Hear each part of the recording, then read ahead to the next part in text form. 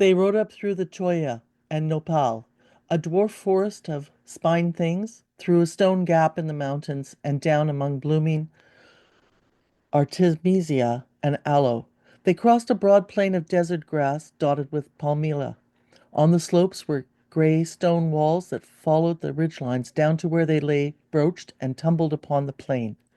They did not noon, nor did they siesta, and the cotton eye of the moon squatted at broad day in the throat of the mountains to the east, and they were still riding when it overtook them at its midnight meridian, sketching on the plain below a blue cameo of such dread pilgrims clanking north.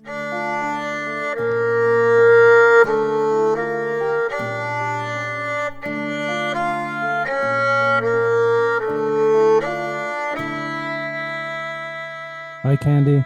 IJVH, How are you? I'm great. How's your life been?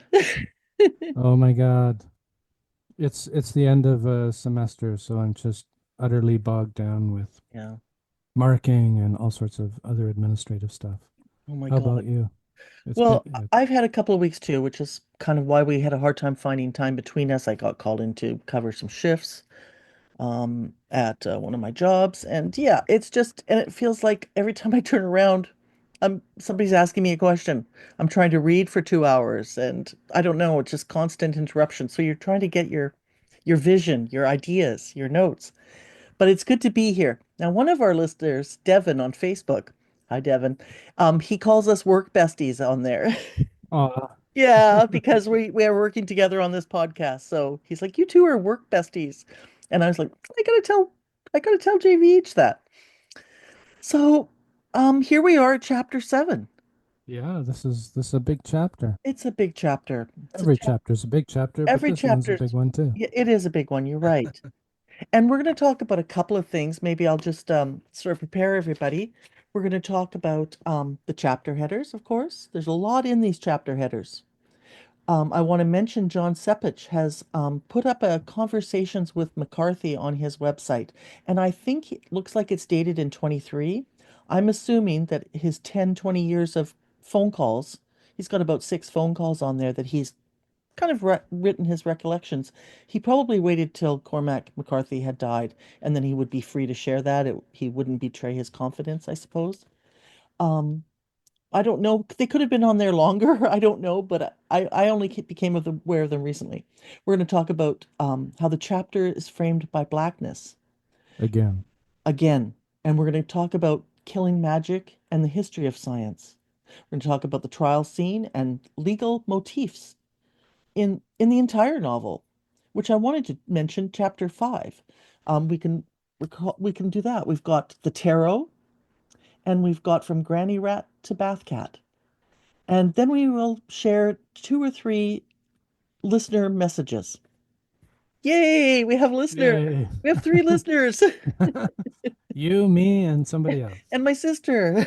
I'm not even sure my husband's listening. No, I think he is. He's often here listening in the background. Yeah, so what about these chapter headers? Start with that maybe?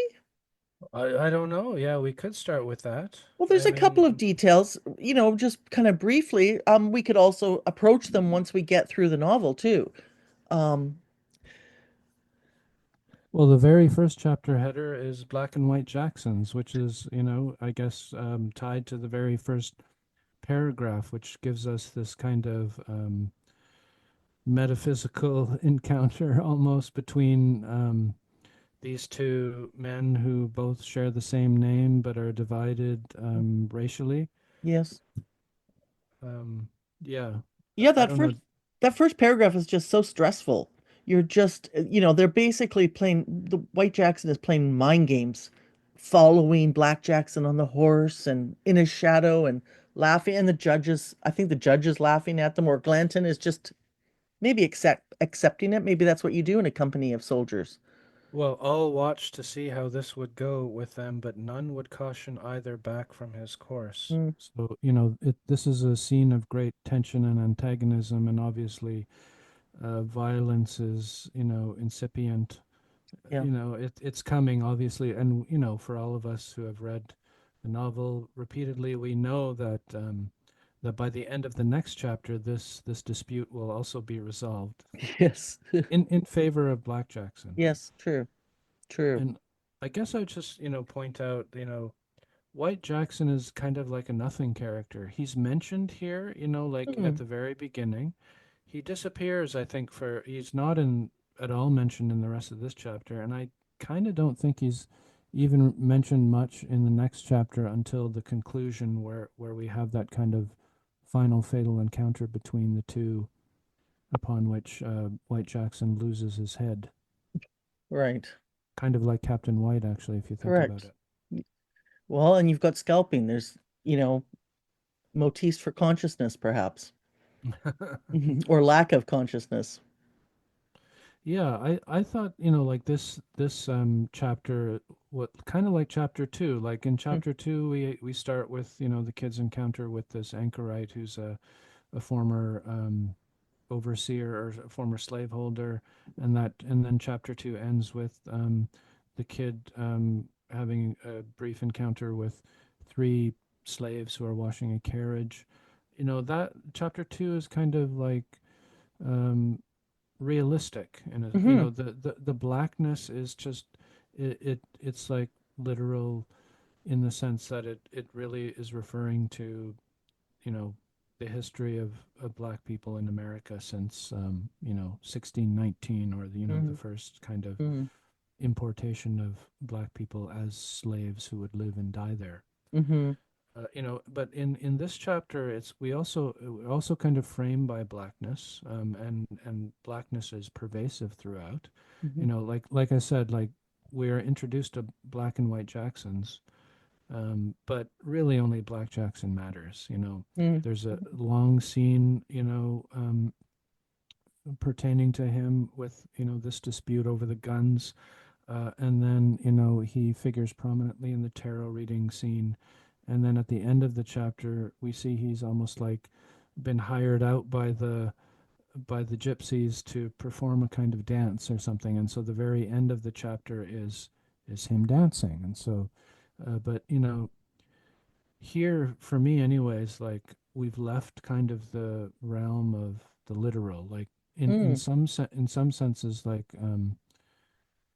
the figure of Black Jackson, as a American black person in the middle of the 19th century, a black cowboy. Like it's not really. He's McCarthy is kind of not so much interested in him as a literal historical figure, but more as a kind of allegorical sign for something else. And hmm this allegorization of blackness is something that I think is important for us to talk about.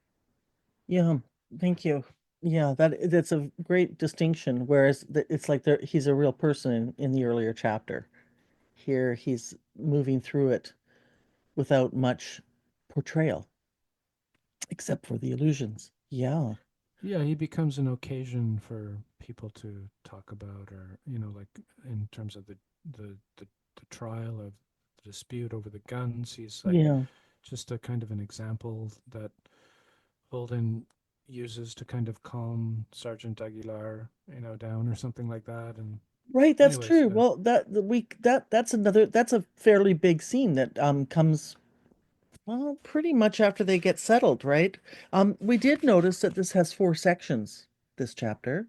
So it's a yes, pretty big chapter in a lot of ways. Um, with four very distinct scenes. Um, yes, yeah, yeah, really masterfully put together. very much so. Did you want to talk about some of the chapter subheadings? Yeah, yeah, I do. There's so many. Yeah, really. We could probably spend hours just Well, talking about these yeah, just some terms. things that came to mind were, I landed up looking up Whitneyville Colts, and there was only 240 made in 1847.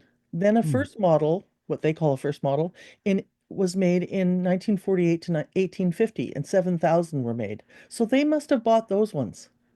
I'm assuming because that's a lot. 7,000 is a lot more. And they were it mentions that they're almost 5 pounds in the novel. They're 4 pounds 4 ounces. Wow. I'm sure that Wallace Sanborn has written about this, but I couldn't find his book on animals or guns, unfortunately, or his work on guns or animals before this would show up. Um, We'll have to rectify that in a later totally, episode or totally. something. We've got to figure that out. So it's kind of like these guns are like, cutting edge war technology for the time. That's it. Yeah, exactly. Which I wouldn't have thought about it at all reading it before. It was good for me to go look it up and realize the context of it. Like these were pretty, you know, fancy pants guns. Yeah, they were out there with the best of the time. I was thinking about, I looked up scalping. It never really occurred to me. I've certainly thought about the capitalist metaphor of scalping, that you're making money on these receipts. Um, and I wanted to remember that it's a legally sanctioned war effort.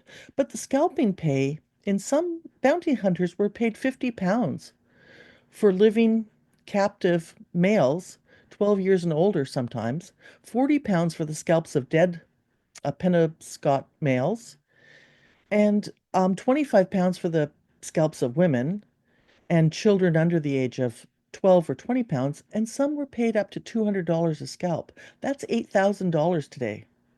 That's insane. That is insane, yeah. So no wonder they were doing it, you know? Yeah, I mean, by the time of this novel, scalping was literally a kind of an industry. I think it actually, yeah, this is also something we should, I know I have like notes and Mm, some research or somewhere on this, and definitely we'll continue to talk about it. But yeah. it's like it is an industry. It's a profit driven industry, and it kind of starts, I believe, fairly early Hmm. on in the colonial history of America, like in the 17th century. I think already, even in the northeast of the states, Right. this had started. Well, and it's funny because McCarthy loves Moby Dick, and what a great transference of an environment for me. You laugh at first when you go, it's the desert, it's not the ocean, but that this, you know, something that's a resource being charged like whales and That's humans, right. Yeah. it's kind of interesting that Yeah, they and yeah, I mean, and McCarthy says something about the whale, maybe in Whales and Men. Mm, We'll we're have gonna to do have that. we're going to do that. But We're gonna do a something special like, bonus episode on whales and men for sure. I think like in there in that horrible screenplay, which is really interesting, but it would make a really boring movie probably. Um, somebody says something like acknowledges like the commercial motivation for hunting whales, Hmm. but says that beneath that commercial motivation is a kind of reaction against something you don't understand, like, and so almost like it's a sacred violence, or like, Yes. Well, uh, we're gonna pursue this even further. That ties into some things we're thinking about in this chapter anyway, right. about the magic in the chapter, right? And controlling what we accept. Yes. So it is it's so disturbing to think that someone, in Moby Dick, the whale is evil. It's a personification of evil. And then we have the judge here being the personification of evil, I think. Would that be the Yes. replacement? I mean, I Yeah, guess you could say it could be a evil, lot of or things. yeah. Yeah. uh, Moby Dick is the whiteness of the whale is like the colorless all color of atheism, and Right. maybe from a certain point of view, atheism and evil are um, linked, if not synonymous. I guess Oh, I from a think so. fundamentalist point of view. Oh, I think so. One time I was reading Stephen Jay Gould had an encyclopedia of paleontology. I had it at work at a bar. It was and one of my customers said, "What are you now, an atheist?" And I was thought it was so funny that because you're reading about evolution or the history of evolution that it's like immediately that was like they were so Right. offended by Yeah. this. It's like, what era am I living in?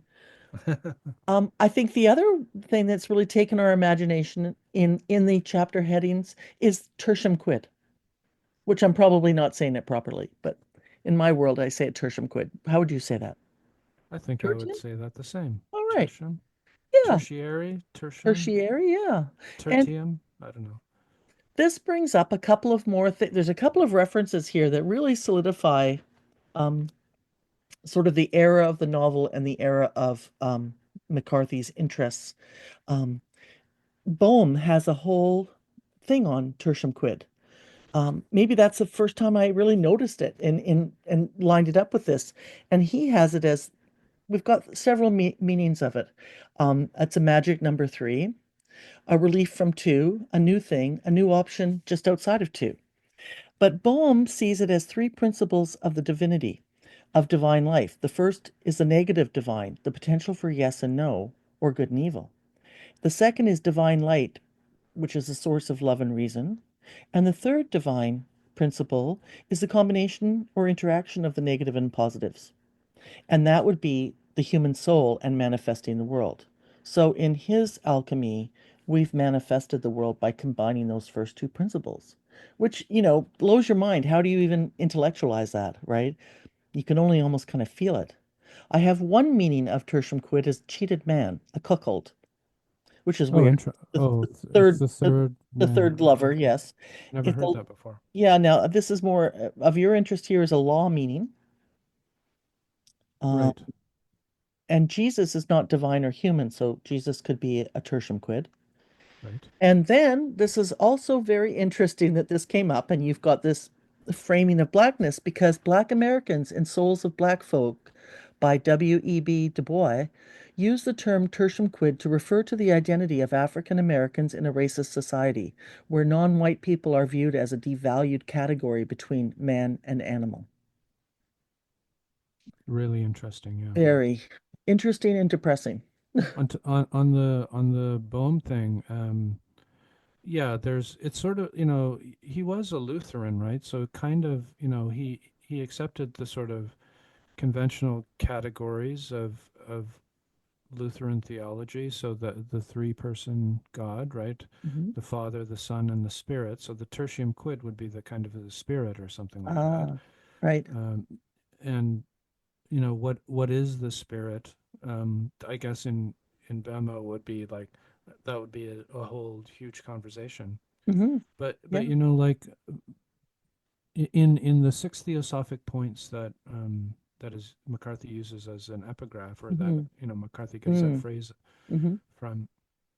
um there's the idea of the human being as a kind of battlefield. It's a very allegorical thing that Yeah. there's a psychomachia going on in each of us, right? A war of the soul. And, we have these warring impulses, between the darkness of the divine fire and the lightness of the divine love or something like that, Hmm. between the Father and the Son, and each of us has this kind of like, or is enjoined to struggle with the darkness and the light, and not eliminate the darkness in favor of the light, but to put the dark and light and the external world into kind of superposition. So maybe the Yes. tertium quid is also this being three worlds in one type of thing.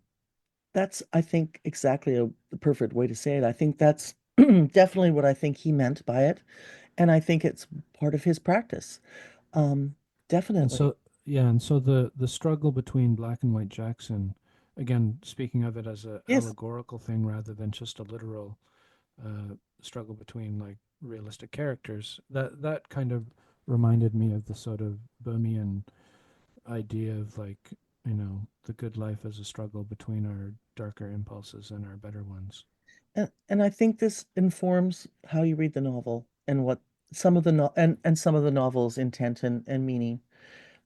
Definitely, because it doesn't make sense without that.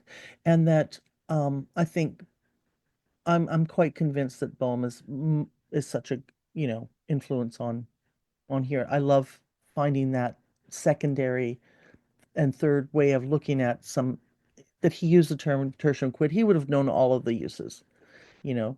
Did he know Souls of Black Folk? I'm gonna say he would.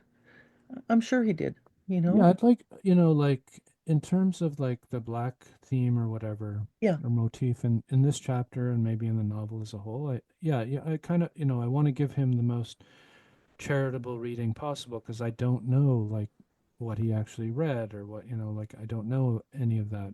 It's funny that Ralph Ellison is often quoted on various editions of Blood Meridian as, Right. giving a blurb, right? Like McCarthy is a writer to be admired if not envied, or something like that.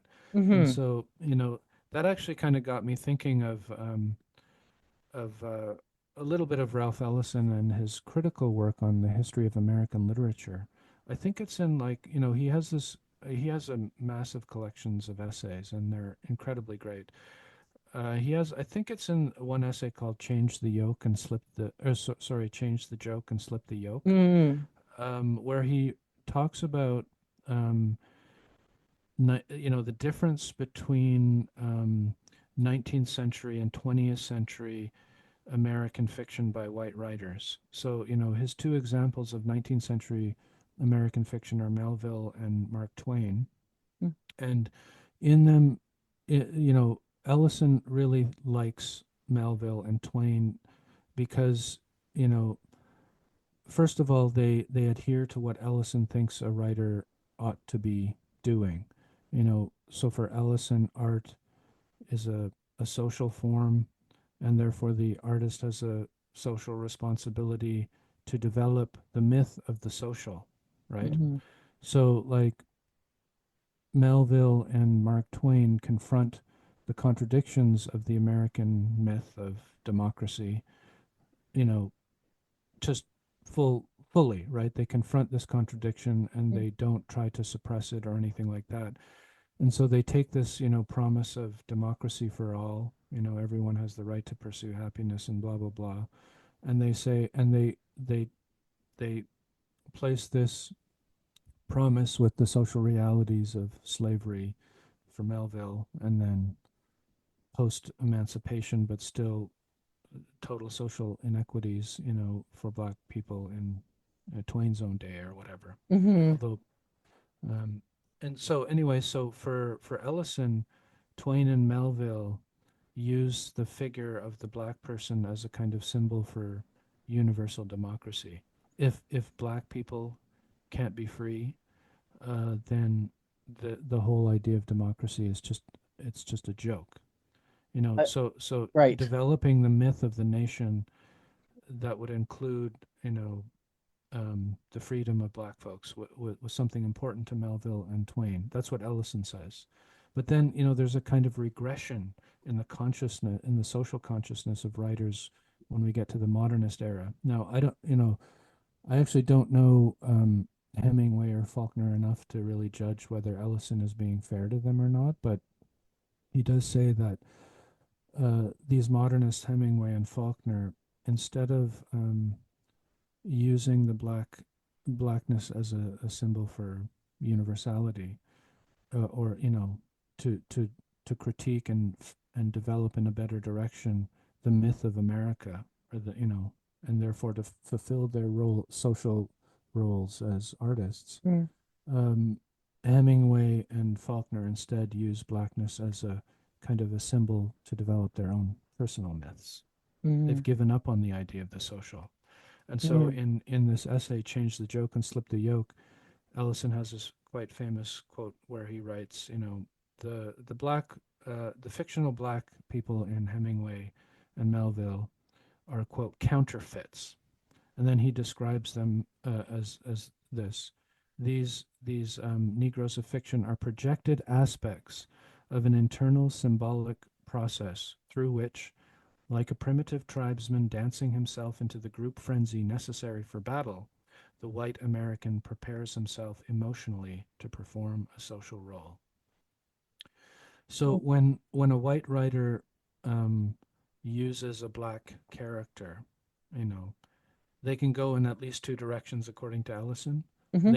They can go in the direction of realism and social responsibility, and looking at blackness as something that, you know is a social reality, or they can allegorize the black figure as some part of themselves, or some, it becomes a sign of some kind of ritual through which they're going to become artists. So, like, for me, the question is, like, I find Black Jackson to to be a highly allegorical figure. So Mm, there's an allegorization of blackness that I can't see any way of denying in this mhm, novel, and mm, actually in other novels too. mm. Um, in Child of God, for example. But so I kind of want to say, like, is McCarthy like just continuing on this modernist regression of using blackness Mhm. as a symbol for himself? Mm, Or has he kind of incorporated Ellison's critique mm. and still allegorizing, but in a self conscious way to make some other kind of point? So being, maximizing the charity of a reading of Yeah, McCarthy in this novel. I would say that this is a kind of, I would say it is a kind of a self conscious and self reflexive kind of allegorization of blackness.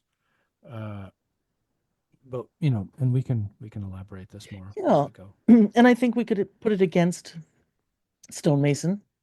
And certainly, what comes to mind, of course, is fridging of women in literature being killed off, or movies being killed off in a plot so that you can move forward the male storyline. And obviously, our friend Nell Sullivan has done, 2, 3 decades on that of work on the treatment of women in McCarthy. One, using them to promote a plot or propel a plot, and two, some of the things that I think we even see in this chapter of describing women in ways that are Yes. uncomfortable, which we'll get to. I think this is really quite um, a sensitive reading, and I really like it. I think we are giving a benefit of a doubt. I think it does depend on the ideas of the overall novel and where we're seeing it going. And I think that you've compared it to that earlier chapter where maybe it seemed a bit more a sensitive portrayal we of Jackson compared to now. From Well, earlier, yeah, perhaps, like, do you don't get me from wrong, I love the character of Black yes. Jackson. Yes. But yeah, it's sort of like and we can get to the sort of like dispute or the trial, you Yeah. know, uh, um, And we will. aspect. But the judge brings Sergeant Aguilar to before Black Jackson, right? And there's a long kind of passage, like, why does McCarthy spend so long? So Mhm. I don't know if you want to go to if we want to go to this part of the novel right away, right? But so, like, Yeah. before they leave, they have to get these guns, these Whitneyville Colts, right? And Mhm. and it's mediated by a Jewish person, from Prussia named Speyer. Right. So there's a kind of, again, sort of like interesting nexus of racial differences in this chapter. And an Uh, international flair, if and you an will. international flair. Yeah, the European intervention in the New Right. World is quite prominent, I guess, if you want to think about it that way. Right. We've got Africa, um, Prussia, uh, Wales, Australia, and Tasmania That's right. Yeah, chapter. Yeah. exactly. Yeah, There's exactly. there's a real Yeah. feeling of yeah. There's just penguins missing, so There's just Antarctica penguins isn't missing. represented. That's right. or the um Yeah, but I mean, like, when Sergeant Aguilar is sort of taken before Yeah. Black Jackson by the judge, like, the judge wants to kind of dissolve the tension and the possibility of violence, right? When Glanton, kind of like a petulant Trumpian type of figure, he's like, nobody's agreed to anything on this. Like, I want to pay less money, and everyone is kind of like, well, this was what was agreed to. Like, Right. why aren't you doing this? So then the judge has to step in and kind of calm everybody down, and, like, he's very genial about it. Like, he's kind of like, it's a kind of a funny scene, I guess. I Maybe think it is. maybe a bit of I don't know. It makes fun a little bit, maybe, of Sergeant Aguilar and the Mexicans, and maybe there's like an anti-Mexican kind of Mm, vibe, like, mm, through this. But, like, the judge takes the sergeant to meet all of the members of Glanton's company, right? hmm. And, one by one he meets them, and there's not much said about anything until he gets to Black Jackson. Mm-hmm. And then there's this long kind of passage where the judge kind of explains Mm-hmm. blackjacks and to Well, Sergeant Aguilar, and he makes these kind of historical. So, you know, this chapter kind of is about the symbolic functions of blackness in European imagination and in white American imagination, mm, because the judge goes through. This is, we read that he sketched for the sergeant a problematic career of the man before them, his hands drafting with a marvelous dexterity the shapes of what varied paths conspired here in the ultimate authority of the extant. As he told them, like strings drawn together through the eye of the ring, he adduced, and adduce is a legal term, right? yes. He adduced for their consideration references to the children of Ham, the lost tribes of the Israelites, certain passages from the Greek poets, anthropological speculations as to the propagation of the races in their dispersion and isolation through the agency of geological cataclysm, and an assessment of racial traits with respect to climatic and geographical influences. Oh, that was a long sentence. That is a long Um, sentence. so it's pretty interesting the way we have the history of European ideas about blackness like Mm-hmm. condensed into a paragraph. So we have Yes.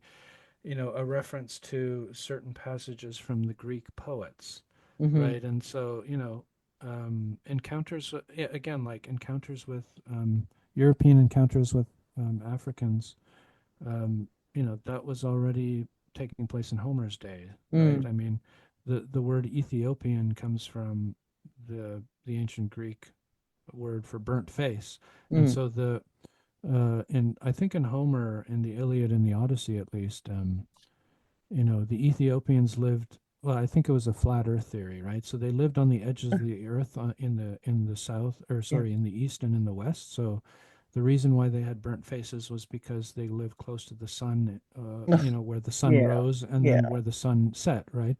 But Right. the Ethiopians were also kind of considered to be blessed by the gods. Mm. Um, and then so there's a kind of positive estimation of blackness in Homer, and Mm. it starts to get more complicated by the time we get to like Herodotus, and Mm. Herodotus's histories of Egypt and of some parts of northern Africa, Mm. and we get sort of like the myth of the anthropophagi, which Othello mentions Mm-hmm. to Desdemona as he's trying to like Mm-hmm. impress her with his military exploits, right? He says, "And I've met the anthropophagi, who are these mythical beings living in Africa who don't have heads on their necks but have them in their stomachs, Right. and maybe they're cannibals too. Like I can't remember. Right. Yeah, I So was thinking of that. and then of course, like maybe even more important is this references to the children of Ham, the lost tribes of Israelite. Mm. This is like especially pertinent, I think, to the destiny of black folks in America, coming to America or being brought as slaves. One of there's a big kind of a lot of scholarship on this idea of slaveholders justifying theologically slavery Mm-hmm. through references to the story of Ham. Mm. So Ham was one of the three sons of Noah, I think. Yeah, Noah. And so, like after the flood, Noah survived, so he got totally drunk and naked, right? And Ham saw his father naked, and that Oh, was apparently enough to be cursed for all of eternity. wow. So, like, the curse of Ham passed through his children, and his children were, often thought to be Africans. And Ham himself, like the word Ham in Hebrew, was often given a false etymology, meaning black or something like that. Mm. So the curse of Ham becomes a whole kind of matrix in which blackness is looked at by, through the lens of white supremacy. So, the black skin is the result of God's curse, and therefore a sign of the African's cursedness to slavery. Mm, You know, Africans embodied this cursed nature through their hypersexuality, and mm, this is the idea of black hypersexuality is like you know, something that is consistent throughout slavery, mhm. throughout post-slavery. It's, you know, a feature in the minstrel show. It continues to this day in various ways, right? Oh, definitely in portrayal of well, even we talked about it on the forum years ago, Children of Men, that it was a pregnant black woman, that was the only one that could ha carry a baby or something. There you go. Yeah. Wow. Yeah. Yeah. Um, And then finally, you know, there's this idea that because Africans are sinful, you know, through their mm, hypersexuality, and they're sinful because they've been cursed uh, through their connection to Ham. mm, You know, slavery actually was helpful to Africans because it exposed them to culture and to, you know, the saving gospel of Christ. Even a kind of a, you know, a very rational sort of Christian philosopher like Hegel, you know, Hegel, mhm, who thought Boehme was the first of the German philosophers. mhm, Hegel also thought slavery was justified as a way to, you know, help Africans join the dialectic of, mhm. you know, spirit and blah, blah, blah. Well, I So, would you add know, I would add the great philosopher Kanye West also said some similar things in one of his rants, oh getting my himself into God. more trouble. Right. Yeah. And yeah, and then finally, like this idea of anthropological speculations about the propagation of the races and their dispersion and isolation through the agency of geological. So Mm, that's just like, you know, that's now looking at blackness through a scientific or a Darwinistic lens, but the result is the same, right? mhm, So like black people are evolutionarily behind, right? You know, so mhm, they're damned theologically, they're damned scientifically, they're damned poetically, you know, mhm, like so, you know, given this sort of like presence in this chapter where the judge is like kind of, you know, referencing these all of these things to explain Black Jackson's existence to Sergeant Aguilar. I mean, you know, like blackness is really like a thing in this chapter. mhm, mhm. It is. Put There's this also a black cat. a black cat. I was about to bring in that paragraph because one thing, there's an interesting thing going on in this section is that it is funny. It's also extremely tense because when Glanton first gets a hold of that gun and tries it out, he's shooting all kinds of things. It's a miracle he hasn't killed a person yet. Right. He's shooting it, checking out whether the guns are good or not. And we find out right away that Glanton is so um I don't know. He's impulsive in a way in his violence and in his confidence with his energy. He has the gift of action, and he's also a good shot, it sounds like, compared to the gift of the gab of the judge. So it's kind of interesting to see those two because they're the leaders of this company of soldiers and Yeah, mercenaries. Glanton is like the emotionally incontinent, uh, you know, president of the company, right? Yeah. The judge is like the deep state pulling the strings He from is the deep state. You're right. And the way he talked to Aguilar is exactly that. I just think that's such a pile of BS the way he talks there. You know, Oh yeah, it's hilarious. it's But it's like hilarious and annoying. when you said like it's a tense scene, Yeah, I feel like Quentin Tarantino should really film this scene, right? Like definitely. it's like a Tarantino thing. And it would all build up, and then he would have, the perfect actor to do that kind of verbosity and repartee and talking it down. That's going to be a hard role for someone. Have you watched Daredevil? No, Because Vincent D'Onofrio, I love like him. the new Daredevil season is actually pretty good, and they're definitely like pulling the Vincent D'Onofrio's portrayal of Kingpin. That Oh, it is he is Judge Holden. It's he actually is really just, good. we've He's been also saying that Trump. for years, right? Once John, the argument was always John Goodman or Vincent D'Onofrio, right? And once somebody suggested D'Onofrio, it was like, oh, I almost can't see anybody else who No, perfect, 100%. He right? should be. Yeah. I'm sure somebody else will come along and it won't be him. He might be too old now. I feel terrible saying that because I love him so badly. I'm insanely in love with him. Only when he plays the role of Law and Order. Oh, really? The rest of the time he's a great actor, but when he's in that character, I got a crush. Not as Gomer Pyle in from Full Metal Jacket. Oh, he's so good in that. He's He's so so good, but I'm good. not in love with him there, no. No. I feel love for him. What a terrible Yes. role. But, Yeah. I mean Joker. Come on, I'm in love with Joker in that one. Yes. Yeah, so that is a really interesting. We really get to see those two characters. But what's missing in this chapter so far? Not one fucking word from the kid. Isn't it Exactly. interesting? Yeah. The kid Yeah. is silent. So what we've come to bond with the kid, he is silent, which this time that I'm reading it, I'm going to tell you something. I've got a confession. I'm starting to feel sympathy for the kid, Hmm. which I can't say I sort of did when I first read the novel. The first couple times I thought he was the hero, and then you're like, why did he do this? Why did he do that? I do have an idea of why he did something later on in the chapter, though. Oh, good. Yeah, not Yeah. this I mean, chapter, later on in the novel. I better I'm write really it glad. down. I'm really glad you mentioned that. Like the narrator and the narrative has kind of detached itself from Hmm. the kid, Yeah.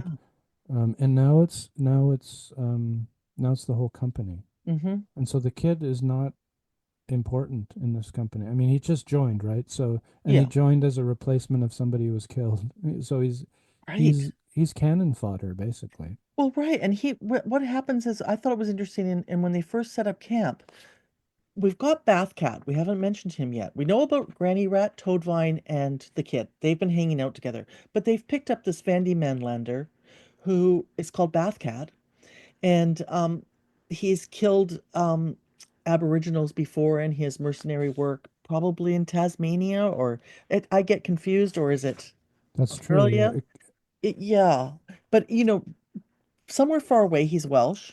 Or was he sent to Tasmania because that was Yes, a a prison. prison Right. continent? And good point, because Toadvine notices he has a tattoo of numbers on his arm, which Right. traditionally most people who read the book say that there was a historical uh, precedence of putting numbers on prisoners on their skin. I Yep. guess we moved to the black and white striped number in Batman. Right. The prison outfit, the Hamburglar, and put the numbers on it then. I don't know when that evolved. I'll have to look that up. Now I'm Um, hungry. Now I'm hungry, yeah, but not for McDonald's. Boo. No. Yeah, so Toadvine talks, and so we get to know Bathcat and Toadvine, and I guess we're assuming the four of them, he gets involved with this Bathcat, and they sit aside from the company, which I thought was really interesting. Why did they do that? I think just because they're new, right? And so they're Yeah, at the bottom of the hierarchy. yeah. And so in a way that they're instinctively aware of that or something. But it Yes, is interesting that, Bathcat, one of the first things that he says to Toadvine or something is like, who are you gonna bet on to kill the correct. other person? So there's the gaming Yes, theme comes back, but yes, also so again we get this another iteration of the judge's philosophy of war, which is boiled down to the card game, that you mentioned in the correct. previous Yeah, episodes and stuff. exactly. And yeah, what Bathcat said is which Jackson's going to kill the other first. So we started out with the Jackson's animosity. Bathcat, and he said, "I don't know them boys. How do you think them?" And Toadvine spits. I wouldn't want to bet. Not a gaming man? That's Bathcat. And Toadvine replies, depends on the game. So Yeah, it's kind of interesting. And then Bathcat says that Jackson's going to kill the other guy. yeah, and he's right? And So he's right. that's yeah. Yes. So there's a couple of predictions here that are true. Yeah. Bathcat's prediction about who's gonna kill who in the Jacksons Mhm. conflict, and then of course the in the tarot scene. Yeah. And in the microcosm of this company, we're going to meet, we're moving in towards the second chapter, I think, the second section soon. I don't know if we have much more to say about this, except that the great sentence comes up about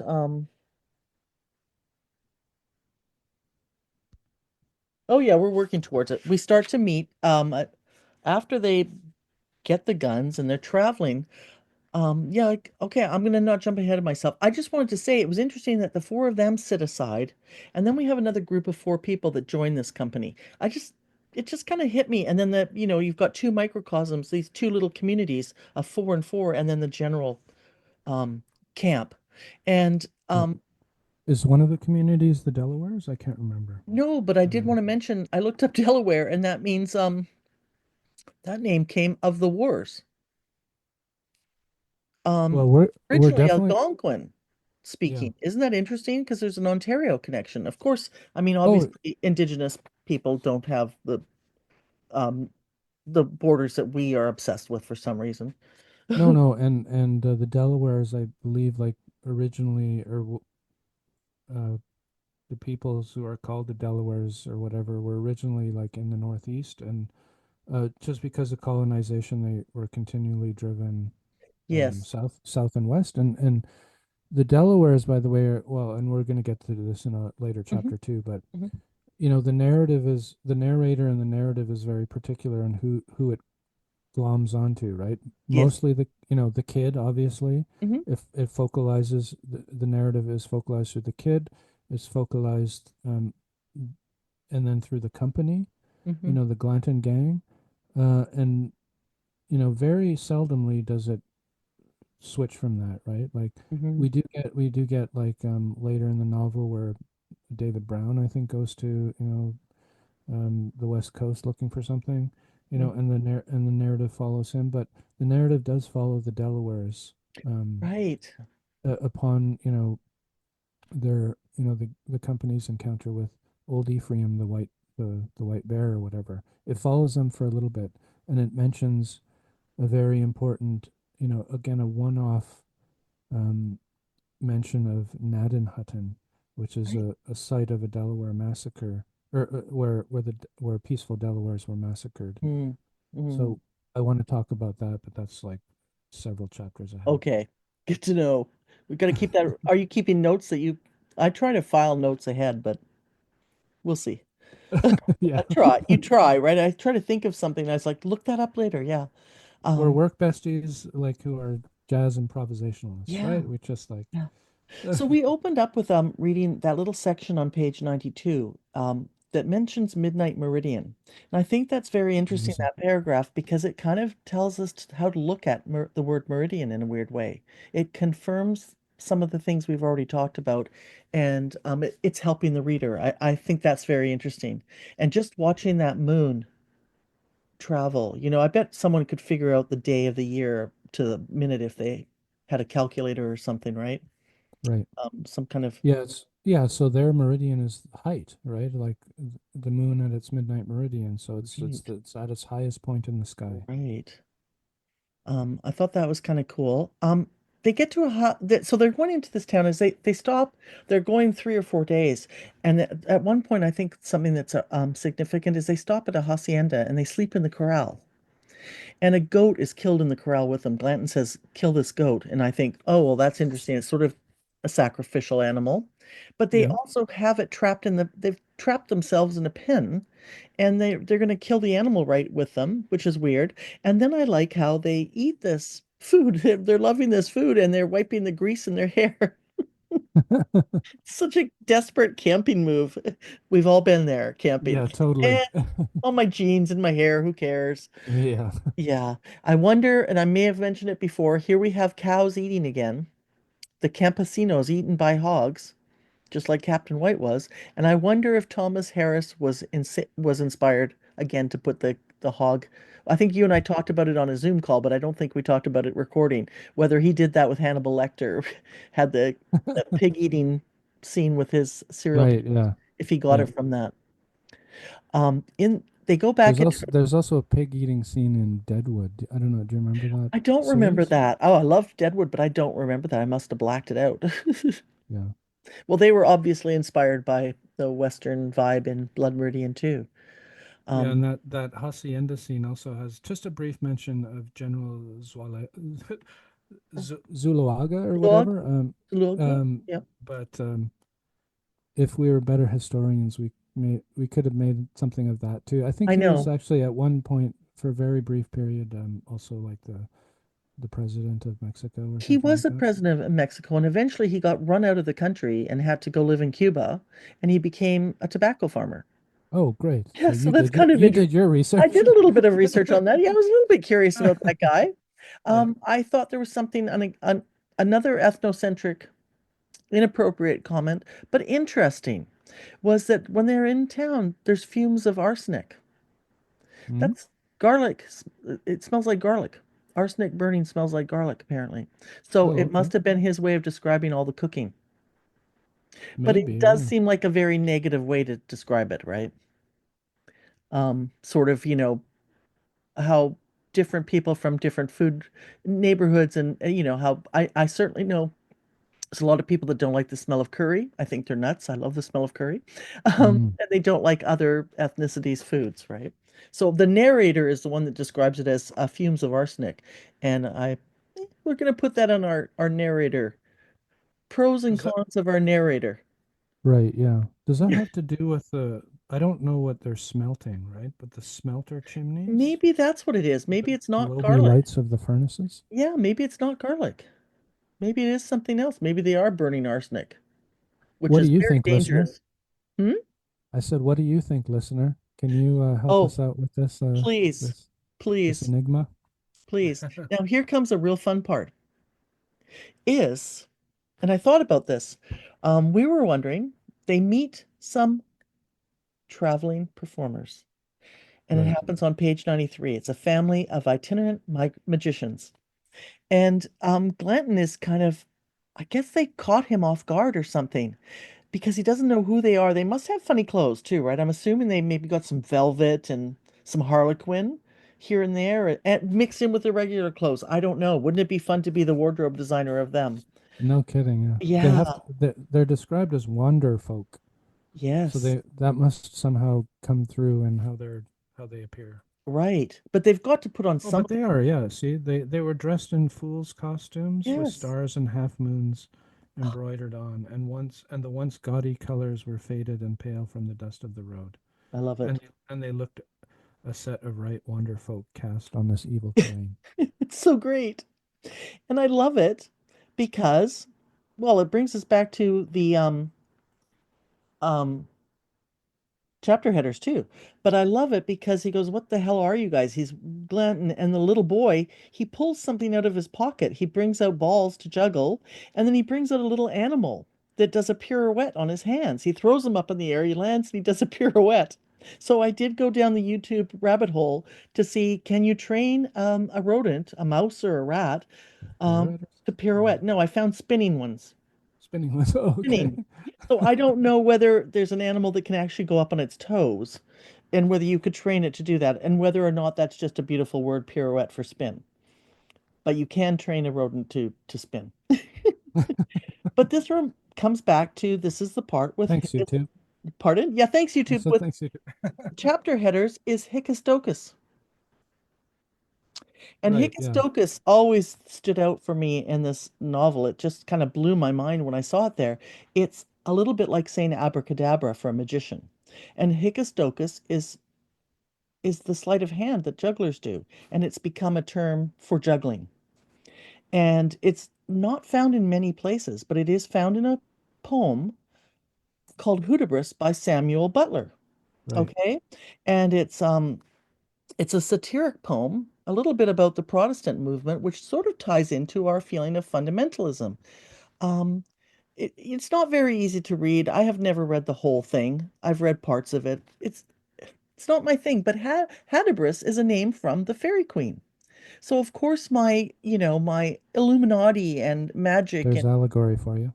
there's a yes, there you go. There's there it is. And the line from the poem, I do have a little bit of the poem here.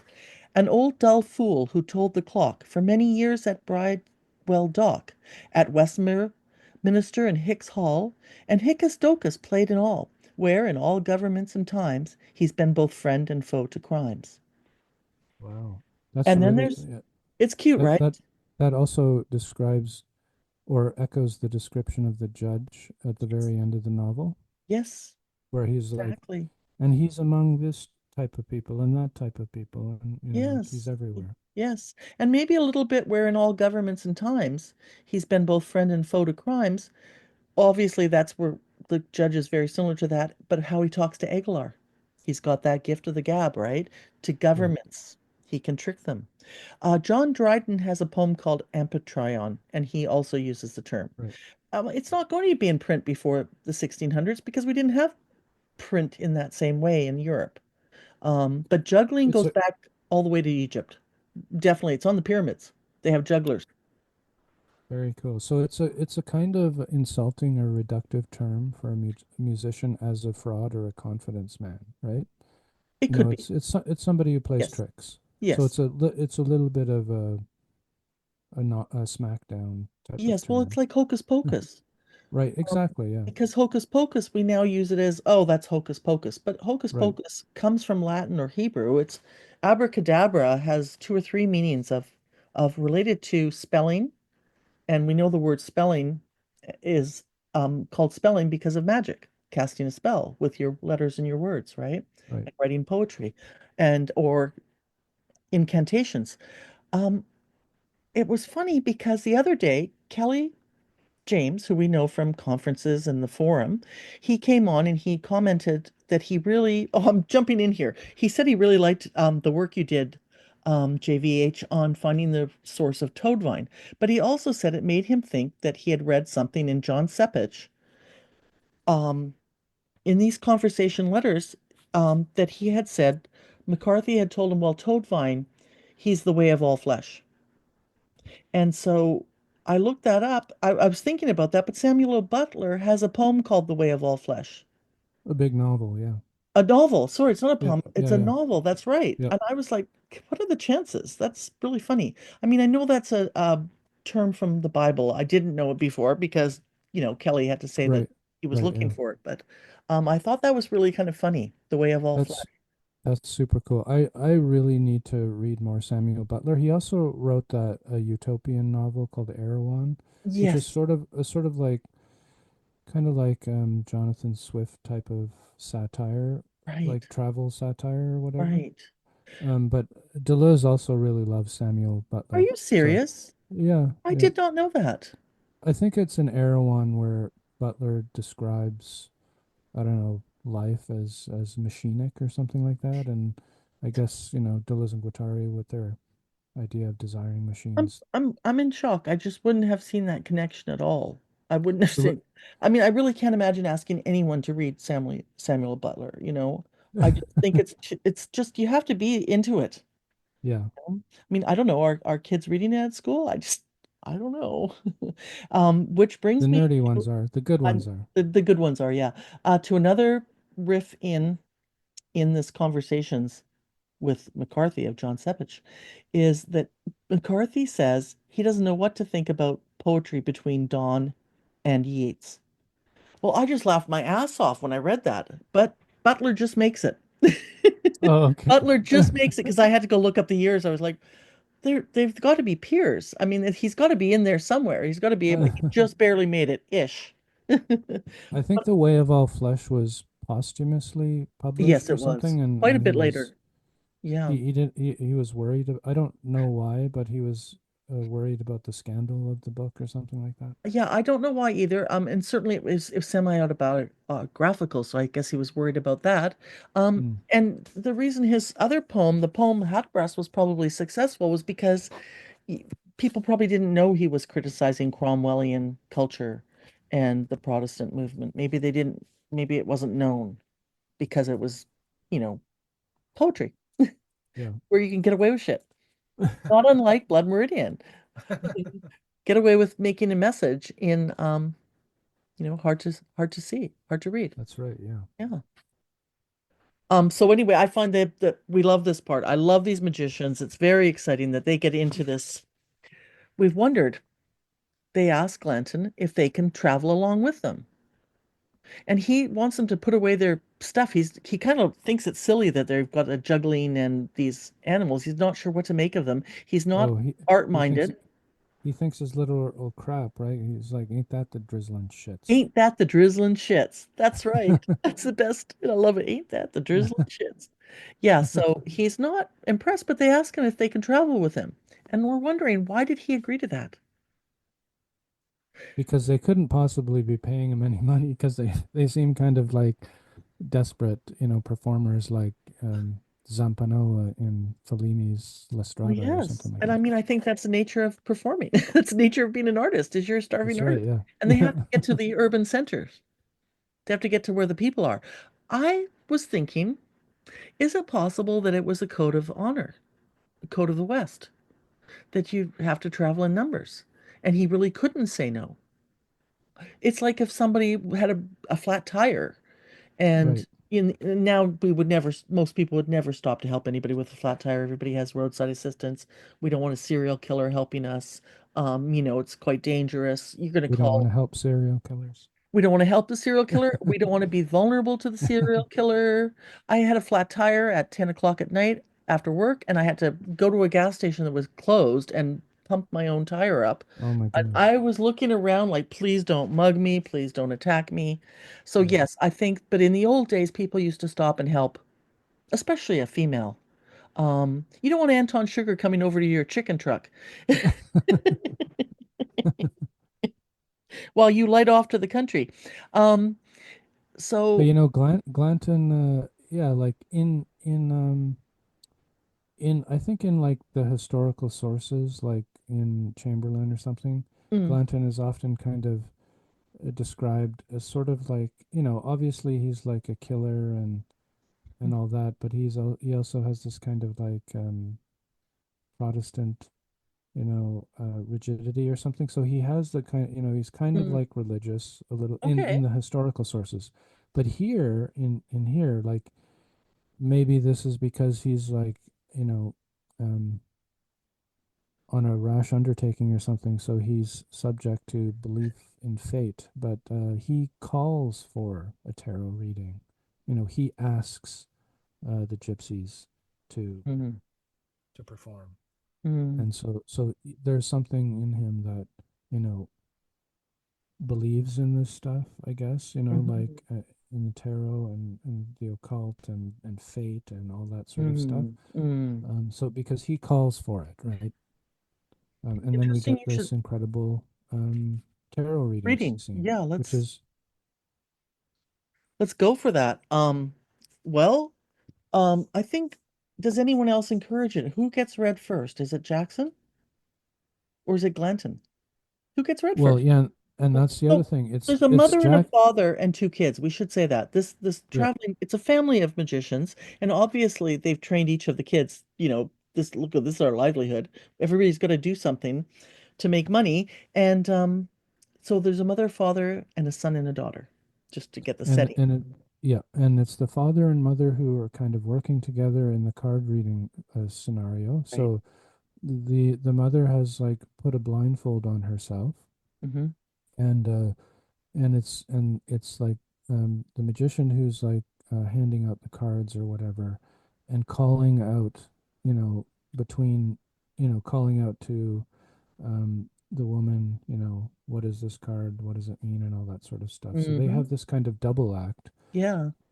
And it's actually, again, so like Glanton calls for the reading of the company, and the first person to be read is Black Jackson, and he Mm-hmm. volunteers. He Mm-hmm. wants, right? Yeah. Whereas the kid, then I guess like the sequence is like Black Jackson wants to be read, and then he's read. Mm-hmm. The juggler goes to the judge, but the judge says move along, and read young Blazarius, read the Yes. kid. So Yes. then the kid is imposed upon, right? The kid does not volunteer. He Mm-hmm. does what is told. And then finally we have Glanton. Mm-hmm. And so we have three important cards. Mm-hmm. We have, Black Jackson pulls the Fool card.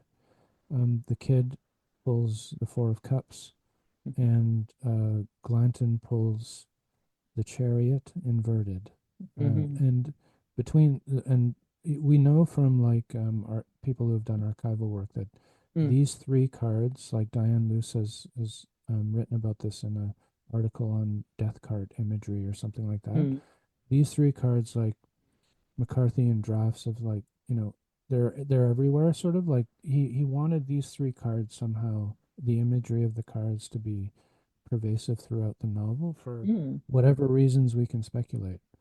Um, mhm, mhm, so there are these three cards that are pulled, and then there's one other card that is mentioned. It's another trump card. It's the High Priestess or the Papess, mhm, and that is mentioned as a card that nobody will see, but it's the true card, you know. for the reading. Anyways, but And it blows away, correct? that one doesn't blow away. That's Oh, it's just not pulled. just not pulled. The chariot blows away. Oh, yeah, right. Okay. Yeah, so um I like so Black Jackson pulls the fool card, and I don't know if we want to talk about like tarot, the history of tarot, how tarot has been taken, like is it a game, is it a form of divination? Mm-hmm, mm-hmm. The esoteric tradition of tarot, but then, the historical sources on, where the tarot came from and all that sort of stuff. Right. Well, you know, I mean, I think probably most people know. Well, it was a parlor game, like you said, right? Um, it's related to playing cards too. I think it would be interesting to know how old playing cards are, and they're quite That's old. true, yeah. They Yeah. I think that they're they go back quite a ways, and they could be related to dominoes and dice, so it's pretty old to have. I'm just going to try and look it up, but I Yeah, think we, it we was, can we can like talk about, so the tarot deck is 78 cards, which is maybe that's where, McCarthy obsesses over 7 or 8 all the time. I Maybe it's love a that kind of idea. reference to the 78 cards of the tarot deck. So 22 of those cards are trump cards, or, if you want to be esoteric about it, there are 22 cards in the major arcana, Right. right? And that leaves 56 cards that are just suits, or again, esoterically speaking, the minor arcana. So in the tarot reading scene, we get the Fool, which Hmm. is a card in a trump card. We Hmm. get the Chariot, which is a trump card. We get the mention of the High Priestess or the Hmm. Papess, which is a Hmm. trump card. And then we get the Four of Cups, which is just a suit card. So the kid is just like he's minor, Wah, right? All the other wah. ones, but so the four suits of the tarot deck, which are like cups, obviously, Hmm. wands, Hmm. um, Uh, coin, I coins and don't stars? No. coins and something else. Yeah, What's wrong I with should me? have known that. I'm just I know, nervous. I've gotten all nervous and I can't think straight right now. but the cups, so they're equivalent to the hearts, diamonds, clubs, and spades, and so Exactly. cups are hearts. So Yes. the Four of Cups is also the Four of Hearts. We could consider that to Yes. be the case. But so each of the cards in the major arcana, or the 22 trump cards, they have a numerical value assigned to them. I think if you want to They do. They do. talk about the tarot as, first of all, a game, Yes. the trump cards, increase in number because you know the higher the number, the greater the trump, or something. I'm kind of assuming, actually, and it Um, it may it may be part of sort of like the allegorical tradition coming out of Petrarchy and poetry, where he wrote all of these triumphs, these poetic triumphs: the triumph of love, the triumph of death, the triumph of time, the triumph of eternity. right. And one thing trumps the other, right? So death will always trump love, and but eternity will always trump death, or something like that. So the Fool card is 0, Yeah, that's and interesting. and a lot of the esoteric tarot readers put the Fool card, I think, between like 21 and 22. They see a lot of power in the Fool card. Yeah. But I would argue that numerically zero, it it kind of makes sense that Black Jackson would pull the Fool card or the Zero card. You know, Sepich does make. I think it's Sepich that makes a good argument about why the Fool card should not be associated with the judge, but Black Jackson, or maybe it's somebody else. Actually, I can't Yeah, remember. I think I don't know who it is either because I would not I would put him with death, you know? I would put Holden with death. I That's why I think said, oh, that's the I thought star. I meant Holden. I meant Holden. Oh, sorry, Yeah, sorry. sorry. Yeah, I meant the judge for sure. but I like that Black Jackson pulls the Fool card as the Zero card because in a way, zero or absence or negation is what blackness means in the white supremacist capitalist Very patriarchal good point. imagination of America. Hmm. And you know, like we could go into sort of like the modern day school of theory of Afro-pessimism, where blackness is kind of like the absolute limit of imagination, of Hmm. social imagination, and blackness is equal to social death. Um, and you know, like, Right. Who wrote that? well, What theory is that? well, there's Or like metaphor? Frank Wilderson III Okay. wrote a great Yeah. book called The Red, White, and Black. Yeah. Um, you know, it's kind of about um, American cinema Hmm. and like black um, representations of blackness in American film, and how the argument is almost sort of like, in a way, the social death of African Americans has Hmm. never ended, Right. even after the end of slavery. Very It's true. still a kind of necessity in the white supremacist imaginary of America as a nation. Yeah. Extended into the prison system is So you know, like, some arguments I've heard. Yeah.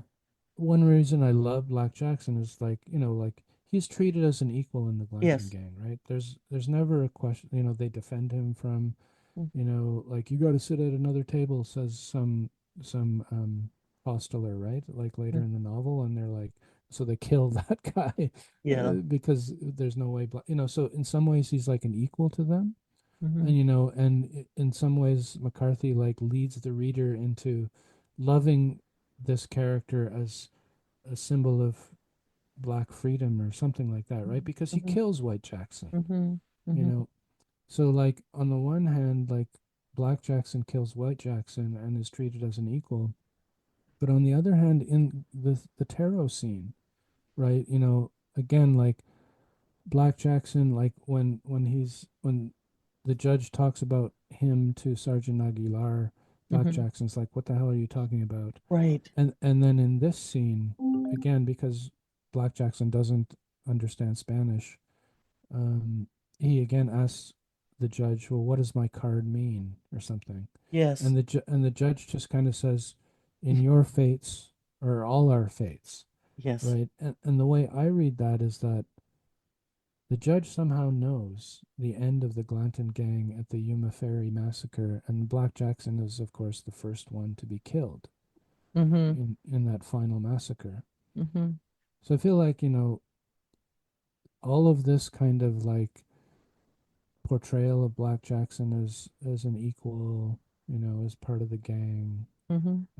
that it all in the end gets turned around because the judge for the Black Jackson has always been a sacrifice for the Hmm. judge, Hmm. you know. So there's the 0 degree of the Fool card does kind of, in my mind, sort of like resonates with these ideas of Yeah. blackness as the kind of social death of the Well, American it's imagination. interesting. Thank you. That I get that. For me, I read it slightly differently. I see what you're saying. I think that is I think that's an absolute important thing to do, especially in your reading. For me, I see it as the fool is freedom, and the fool is zero because it doesn't have to answer to Right. any card, right? Yeah. It is the trickster, and it can go anywhere, up, down, anywhere. Um, and it's freedom. The issue is that the judge not only has the judge interpreted, um, history and the legal situation of the guns to Aguilar, now he has robbed us of the true reading of the tarot card. He made up that reading Right.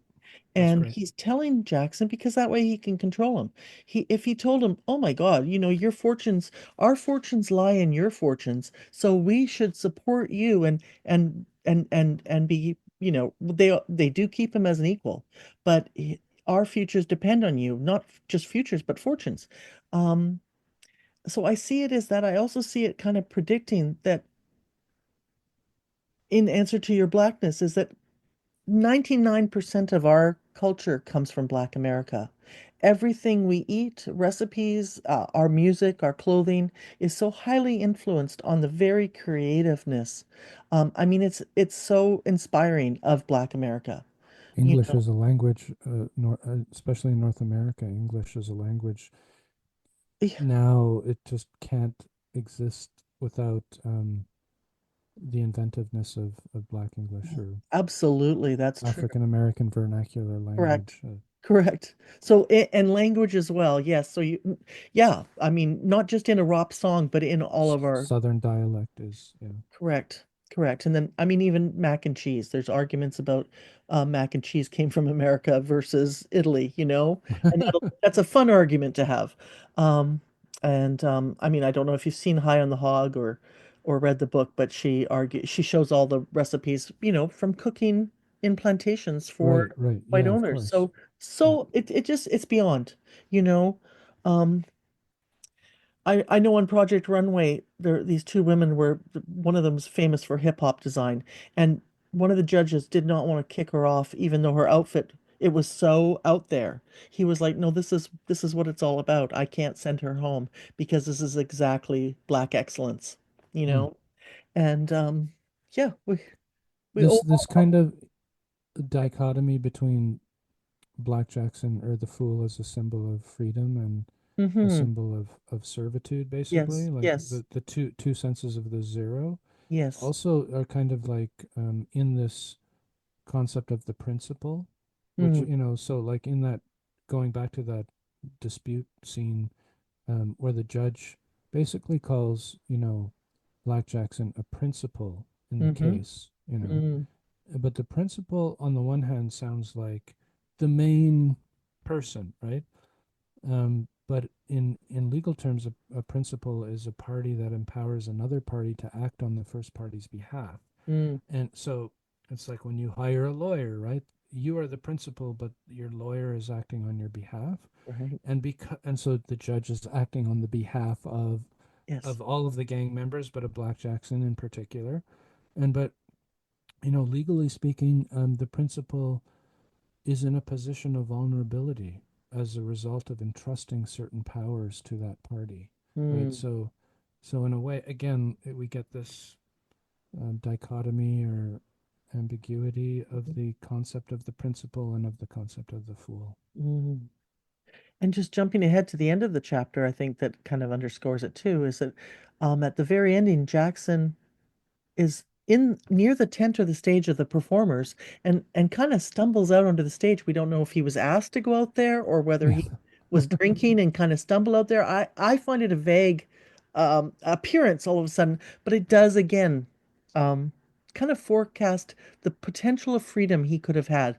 Maybe if his fortune had been actually given to him. What about the kids? We found out that the kid gets the Four of Cups, and he saw the Four of Cups. He vaguely remembers seeing the image before, but he Right. was introduced to it. But he doesn't remember that he saw it a couple of, weeks earlier in a small town Exactly. Yeah. with Sproul, maybe. I don't know. One of the churches or buildings they went in was those the different gypsy cards and tarot cards. So yeah, like in to plug my 2018 edited volume, co-edited with Brad Bannon, who That's you right. you know as well. Yes. Um, we were lucky enough to have an essay in that collection Mm, by Bob Cottage, mm, on the tarot symbolism in Blood Meridian. And so yeah, Cottage sort of talks about McCarthy's intentional anachronism, mhm, um, that the Rider Waite deck of the very famous Rider Waite deck, a tarot deck, which was designed in like the early 20th century, right? And I think in conjunction with the Order of the Golden Dawn, or Yeah. those British or English occultists that Yeats also was like Mm. part of, and Madame Blavatsky and stuff like that. Aleister Crowley. Aleister Crowley, yeah. So the imagery of the Four of Cups from the Rider Waite deck, Mm. Bob Cottage sees in Blood Meridian, right? And so in on the Rider Waite deck, the image is of a young man sitting beneath a tree, looking kind of disaffected. There are three cups standing, or sort of like in front of him, that I think are maybe emptied or something like that. And then in the sky, a magical hand appears and offers this young man who's not looking at the hand Right. a fourth cup.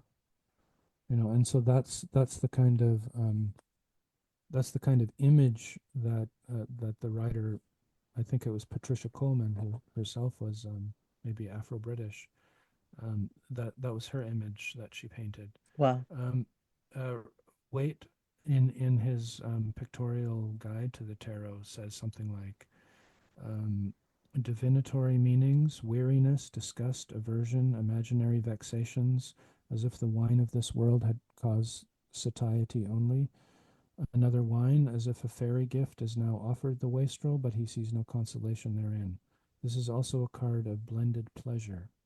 Now, reversed, novel means the divinatory meanings. If you pull it reversed or upside down, the presage, new instruction, and new relations. And Mm. what's great about, of course, this scene is that the kid pulls the card, the Four of Cups, and it's right ways up, but then he turns it around of his own volition Mm. and hands it back. So in a way, he does he change his fate, or like, or is this a Right. kind of, it's almost like another one of those crossroads, right?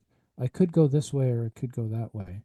I could go down the road of weariness, disgust, and aversion, or I Mm. could go down the way of novelty, presage, new instructions, and new relations. Mm. So it's a like, from the esoteric tradition, it's a mystical sort of card. I kind of associate it myself with the four levels of reading sacred scripture. Again, going back to Mm. allegory, and it did kind of remind me of a story in a Talmudic treatise, actually, the Haggadah, about four rabbis who enter paradise. So the first rabbi um, dies. The second rabbi goes mad. The third rabbi is, we are told, cuts the branches, and the fourth rabbi escapes unharmed.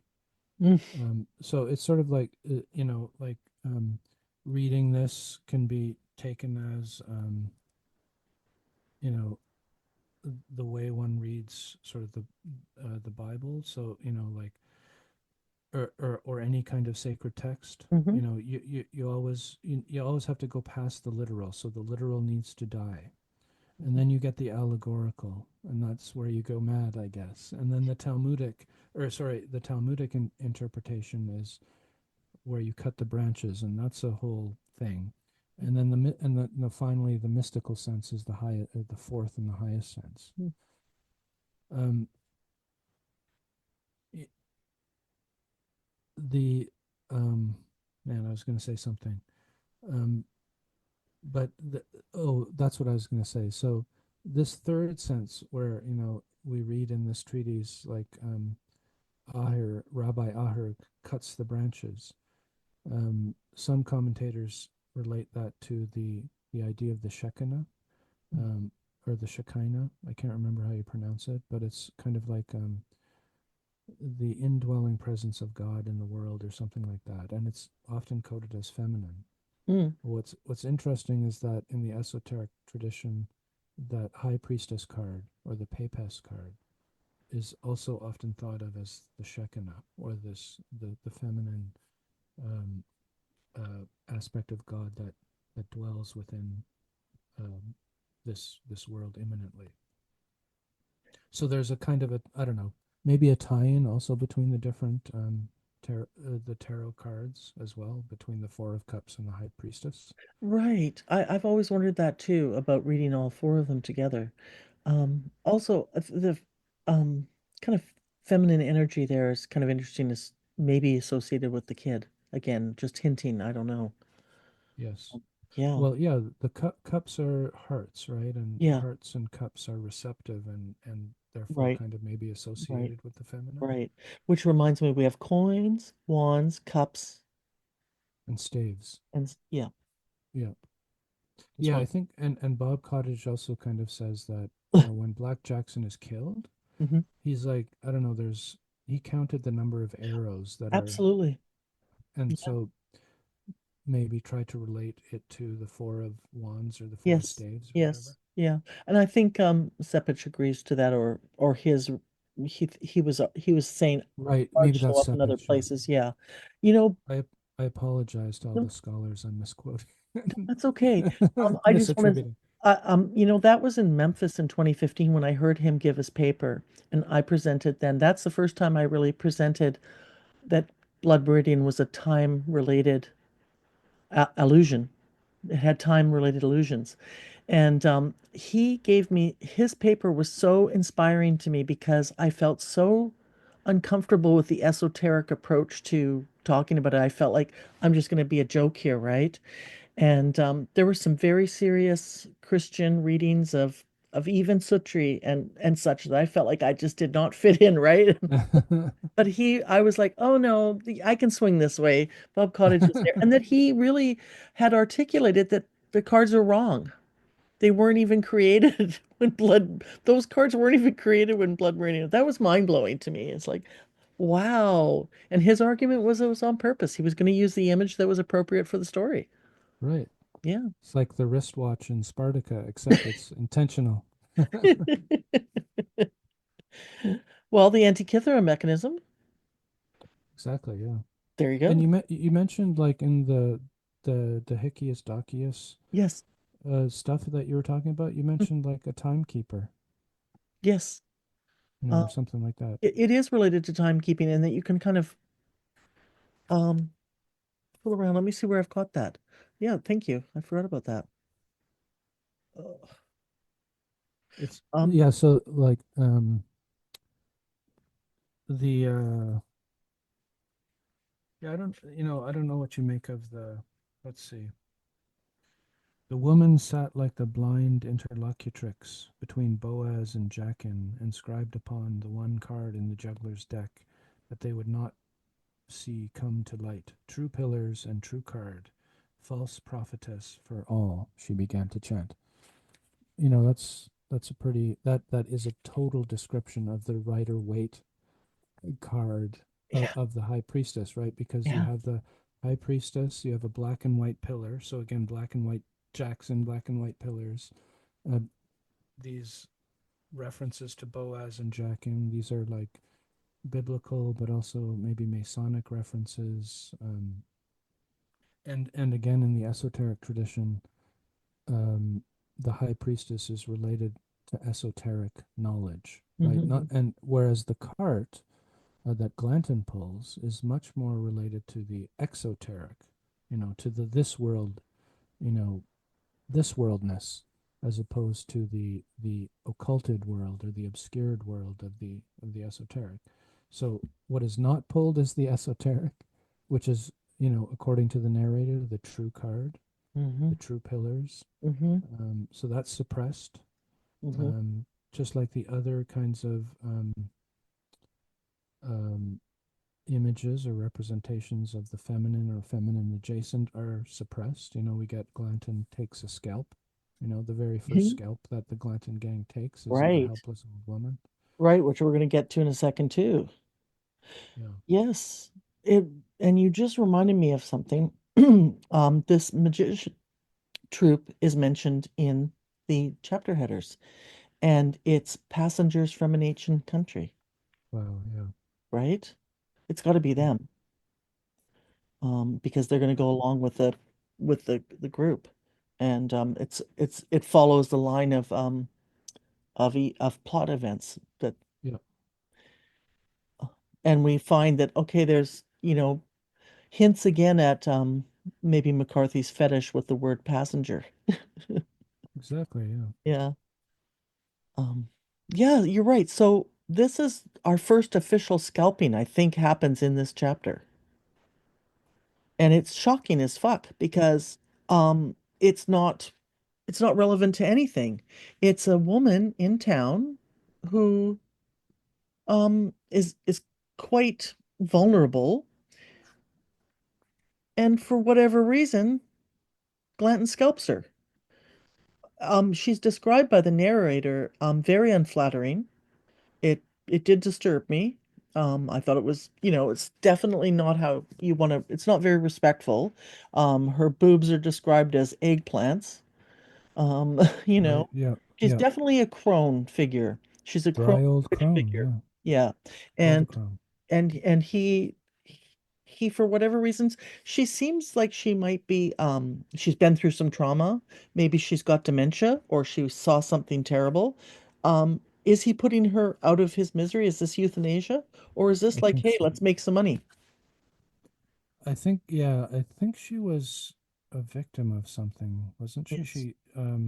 Somebody tells Glanton something. She was in a meat camp about 8 mile up the river. Mm-hmm. She can't walk. How many were there?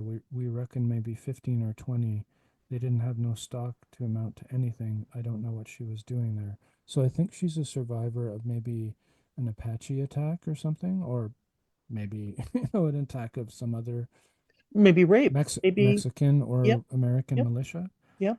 Yeah, so it sort of seems like putting her out of her misery and almost like an act of mercy, but also not really. Yeah, it's so disgusting. It's really disturbing. And I see it as there's a mirror here because we've got the chapter on magic. We have the tarot card reading, and when we have that very tense scene, the Tarantino scene, where Glanton decides to check out the guns. He takes a gun and he shoots a cat. Right. So certainly that is not funny. That's, horrible. Why do you have to shoot that poor cat? And Especially as a lover of cats. especially as a lover of cats. And I think Cormac was a lover of cats too. Um, but yeah, he shoots his cat and it's described as the cat simply disappeared. So I see the old woman as a witch figure, a crone figure, a wisdom figure, maybe not unlike the woman who was more mobile in reading the cards. She's a magical figure. I recently saw The Substance. So I've got, they just go crazy in the Demi Moore movie with she makes a bargain to to live longer and have a better career, right? And she basically eventually turns into this crone. And, that's body horror. We're supposed to be afraid of elderly women. I saw Snow White, same thing. They've Right. got the Yeah. crone figure. So mirror that with a witch and the healing and wisdom and of females and with a cat, which is familiar, and it was probably a black cat. I think it was a black cat. I think I said it was a black Oh, cat, but but we don't know. no, it wasn't described in Okay. that way at all. So, So I but was it's a wrong. cat. And and I when I first I think I told you I audited a class with Robin Wood. I couldn't sign up for it. It was full because he was very popular. He was the definitive Hitchcock scholar. And he wrote great books on Hitchcock and film. And he described the cat in the opening of Rear Window going up the stairs as the symbol of female sexuality. So I'm quoting someone who knows what they're talking about rather than just me. But it does tend to be the cats are female. And so you've got this pairing. And I see this situation that Glanton, on behalf of manifest destiny, enlightenment, Western expansion, taking over the world, and you've talked about otherness, is that we've got to get rid of this magic. We have to get rid of the magic of the cat and the woman. I see it very symbolic, very subtle. You don't have to see it that way, but it, overall, there's this thing of getting rid of the otherness, and just being able to have a control system.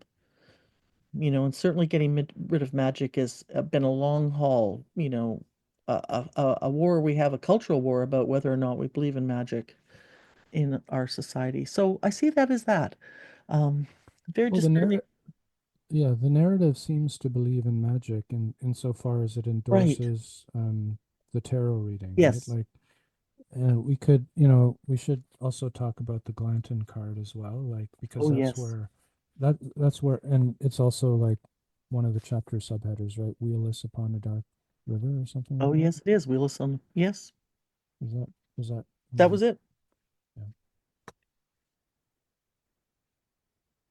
yeah, wheelless upon a dark river. Um, River, yeah. yeah, so like Glanton. Also, it's interesting that who goes next, right? And it's Holden. Holden's running the show again, Yes. right? And he says, El Jefe, the juggler's eyes sought out Glanton, blah blah blah, and then El Jefe hissed the judge, right? Hissed, Mm, like so, mm. and then Glanton pulls the chariot card, um, and he pulls it, I think, inverted. So there's that again kind of comic scene where the juggler overbalanced and fell forward against Glanton and created a Right. moment of strange liaison Yes. with his old man's arms about the leader as if he would console him at his scrawny bosom. But then the blind interlocutrix says, La Carosa, so the cart, or, the chariot, Hmm. invertido, so it's inverted, Right. a card of war, a card of vengeance. And then she mentions this, this river and stuff like that. So that's clear, like it's clearly an allusion to the Yuma, to Hmm. the Hmm. conclusion of the Glanton story, right? Hmm. And so the narrative believes in magic, I guess, in that way. That's, yeah, that's what I'm saying. It's not necessarily the universe we might live in where, certainly people believe in prediction, but the novel definitely has embraced a different universe than we live in. It definitely accepts supernatural activities. And I think the judge could be linked to that in terms of his wisdom and control and showing up, being in the right place at the right time. There's a So, hint that he might have some magic in him. He's even if it's just hypnotizing people to get their card reading in Blazarius. Can you tell me again what Blazarius is? Because I think it's the only time I know that word. oh right, yeah, that's another kind of legal term. Like, Hmm. and I think Sapich probably talked about this, or Michael Cruz. Yeah. So Blazarius was, there's a kind of literal sense, which legally just means an arsonist. Okay. So when Holden is calling the kid young Right. Blazarius, which is maybe a kind of a little bit of a revision of something in Chamberlain, where Judge Holden calls Chamberlain a young bantam. So Okay. young, but instead of young bantam, bantam just being a small, cocky man, Yes. totally colloquial. Like Yeah. Holden, of course, has to elevate his discourse, so he calls it young Blazarius. So Yes. that's both an arsonist. So that's a way of Holden saying, "I know you burnt down the old Sydney's hotel." Right. Excuse me. And then, but also either Sepich or Cruz, or maybe both, also say that Blazarius, in a more figurative sense, means somebody who has committed treason or sedition. Ah. So, that would also link to Holden's accusation against the kid that he, basically poisoned the Glanton gang's enterprise and betrayed everybody. Hmm. Whatever that means. Yeah. Yeah. So, so again, Holden knows the past and the future, as we learn from his Mm-hmm. reading Exactly. of the kid as Blazarius. He knows Black Jackson's fortune. He knows the future. Hmm. And he wants it's almost like he just wants Glanton's fate in Glanton's face. Like, because he also kind of, I you got to assume that he knows what the what the blind interlocutrix is talking about when Right. she's babbling about a river and a Mm-hmm. cart, right? So like the ferry that the Glanton gang take over is basically made up of like repurposed wagons. So there we have a cart, right? Yeah. The chariot is, you know, um, you could look at it sort of esoterically, and the chariot becomes a kind of symbol of the vision of God that Ezekiel sees in the book of Ezekiel. So the kind of mystical idea of the Merkaba, um, Merkaba mysticism, as it might have been Mm-hmm. known in like Kabbalistic circles. Um, but but the chariot often is just like earthly or worldly power. Mm-hmm. Um, and that it's inverted also kind of means that this is a this is a worldly enterprise that is doomed, right? Mm-hmm. It's fated to blow up. But again, what's really interesting is that in the archival notes on Blood Meridian, um, I think several scholars have noted that uh, one very mysterious little note McCarthy wrote to himself, or perhaps to scholars who he knew would be looking into his Mm-hmm. archives later, and that he calls the cart a scow penitentis or something like that. So a boat of penitence. Mm-hmm. So on the one hand, you could relate it to the penitence that the kid sees at the again near the end of the novel, Mm-hmm. but he also associates the cart with the United States as a Mm-hmm. nation as a whole. So Mm-hmm. it's Glanton's card is the card of the nation. Um, Mm-hmm. and, we could see this maybe as like part of what I would consider to be McCarthy's antagonism, social antagonism toward America, or ontological antagonism, like his use of um, blackness as a symbol. You know, in a way, blackness as being the kind of 0 degree of American society. You know, the outside that helps those on the inside define themselves. That um, that he identifies with the ontological antagonism of blackness, and so this, in a way, this I feel like this is part of his social function as an artist. Like to go back to what I was saying about Ralph Right. Ellison, Right.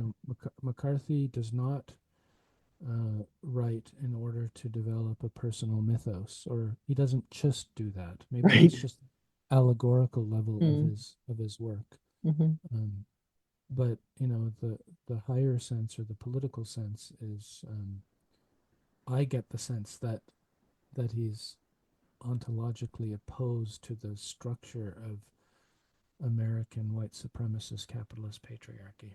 I would agree. And I've always felt that. That to me is the strength of the novel.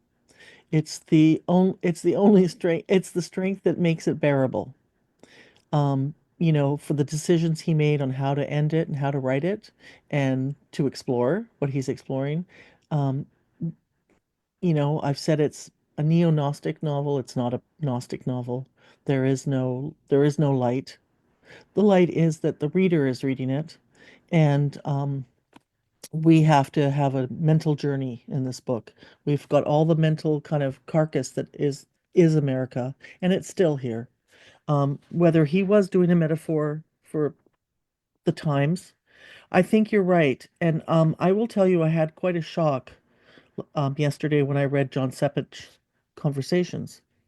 And it's so funny because I guess Sepich asked him, "What do you think about a couple of writers?" And then he asked him about Gabriel Garcia. And McCarthy's answer was, "Well, what could I think about someone who was friends with that criminal Castro?" Well, I had nightmares because Castro's not a bad guy in Canada. He's just a leader, and I believe in his revolution. And I was so disturbed. By the time I got Right. home, I saw the shrouds last night. By the time I got home after watching that body horror, it was fantastic, fantastic movie, by the way. It's incredible. By the time I got home, I just tossed and turned, didn't sleep very well, wondered how I was going to do the podcast today because I was so disturbed by this. The only thing I can come out saying is, I mean, our prime minister went to Castro's funeral. He was not considered a bad guy. Was that I was trying to think, why would McCarthy feel that? But I've had to come to terms with how much citizens here do not like Cuba, and you're not allowed to go there. The first question Homeland Security asked me when I came here was, "Have you ever been to Cuba?" And it was the first time I was glad I hadn't gone Really? because I've Wow. always wanted to go, but I didn't go, right? But that was the first question. They didn't ask me if I loved my husband or not. They asked me, "You ever been to Cuba?" No. Um, but Have you ever been to that successful socialist state? right. And I was trying to think, Semi-successful. why is Castro a criminal? I mean, the bad thing that he did was that he overthrew a government and he put people in jail and they had to escape the island, but those people weren't good guys and they had to, they were really ripping off the whole country. The only thing I'd say is it possible that McCarthy is so spiritual and so pure of heart about violence and war. So obviously Blood Meridian's an anti-war novel, I would say. Um, in my opinion, it's an anti-war novel. Would he be saying that, well, even Castro has failed in his revolution? Or is it just the conditioning of the American mind? I don't know. We'll have to sleep on it. Yeah. I guess I think I'd be not too charitable about that comment. I was so Like, shocked. yeah. I don't know, like, I mean, I'm kind of the Cormac McCarthy that I'm for, the implied writer that I imagine Hmm. um is kind of like me, left leaning, you know, and so, but it's probably not the case. Like, I mean, again, like he grew up in a very paranoid atmosphere, right? I mean, Hmm. he shares the same name as that other McCarthy, Right. and um, probably had to be pretty cagey about his political feelings, or Hmm. um, I find McCarthy in general and in Blood Meridian to be quite hostile to um, America as it has come to be. Correct. I would But agree. I could be totally wrong, and I mentioned Deleuze. Deleuze said, whatever you say about a writer, make sure that they, don't turn in their graves when they hear you. Make Oh, sure that's cute. make sure you give a little bit of joy, Oh, back to the writer for the joy they gave you, right? And so I don't want to like cause McCarthy to roll in his grave by no, painting him red, as it were. no. But I don't know, like, and also I kind of don't care. Yeah. Yeah, I think we have to be free. I think we have to be free to talk and have our opinion. And it's okay to be disappointed about the comment about Castro. And I would say, well, that's the ethnocentricity of a United States citizen. It's I would have thought he'd be more free thinking than that. I've been shocked at some of the people who are, completely, I would call them left wing, liberal Democrats who hate Cuba in the United States. It's just I don't know it from anybody else I know around the world. It's something that was a real culture shock for me getting here. Hmm. I had no idea. It's a real bitter point. Um, yeah, they Maybe, again, like allegory is kind of like two-faced, right? It sometimes says something, hmm but it means something else. yeah, and we can't see And ourselves. you know, so there's always an Yeah, esoteric and an yeah, exoteric. yeah. But yeah, it's interesting that the place that Glanton takes the juggling troupe is to Janos, or Yeah. I don't know how you pronounce that in Spanish, but Janos? Janos is like it's like it's named after a Roman goddess, isn't it? hmm Who is two-faced. Janus? Yes, I think Yeah. so. Yeah. Yes, you're right. Yeah, so I don't know, Um, much to think about. Much to think about. I kind of wanted to I want to make sure that we've said everything we wanted to. I did want to talk a little bit about the history of science. I have somebody that I really like how they look at it. They're a professor, PhD. I hope they're still alive. His name's John Henry, and he investigates and researches the relationship between magic, science, religion, When and he's not a philosophy. when he's not driving steel, When he's not John driving Henry, steel, steel yeah, driving John it. Henry. I know. I wish we could put some music on some songs on here, right? My Um, band has a version of the Spike Driver Blues. oh, do you? Is it Yeah. copyrighted? I mean, is it free? Is it a folk tune that you can play?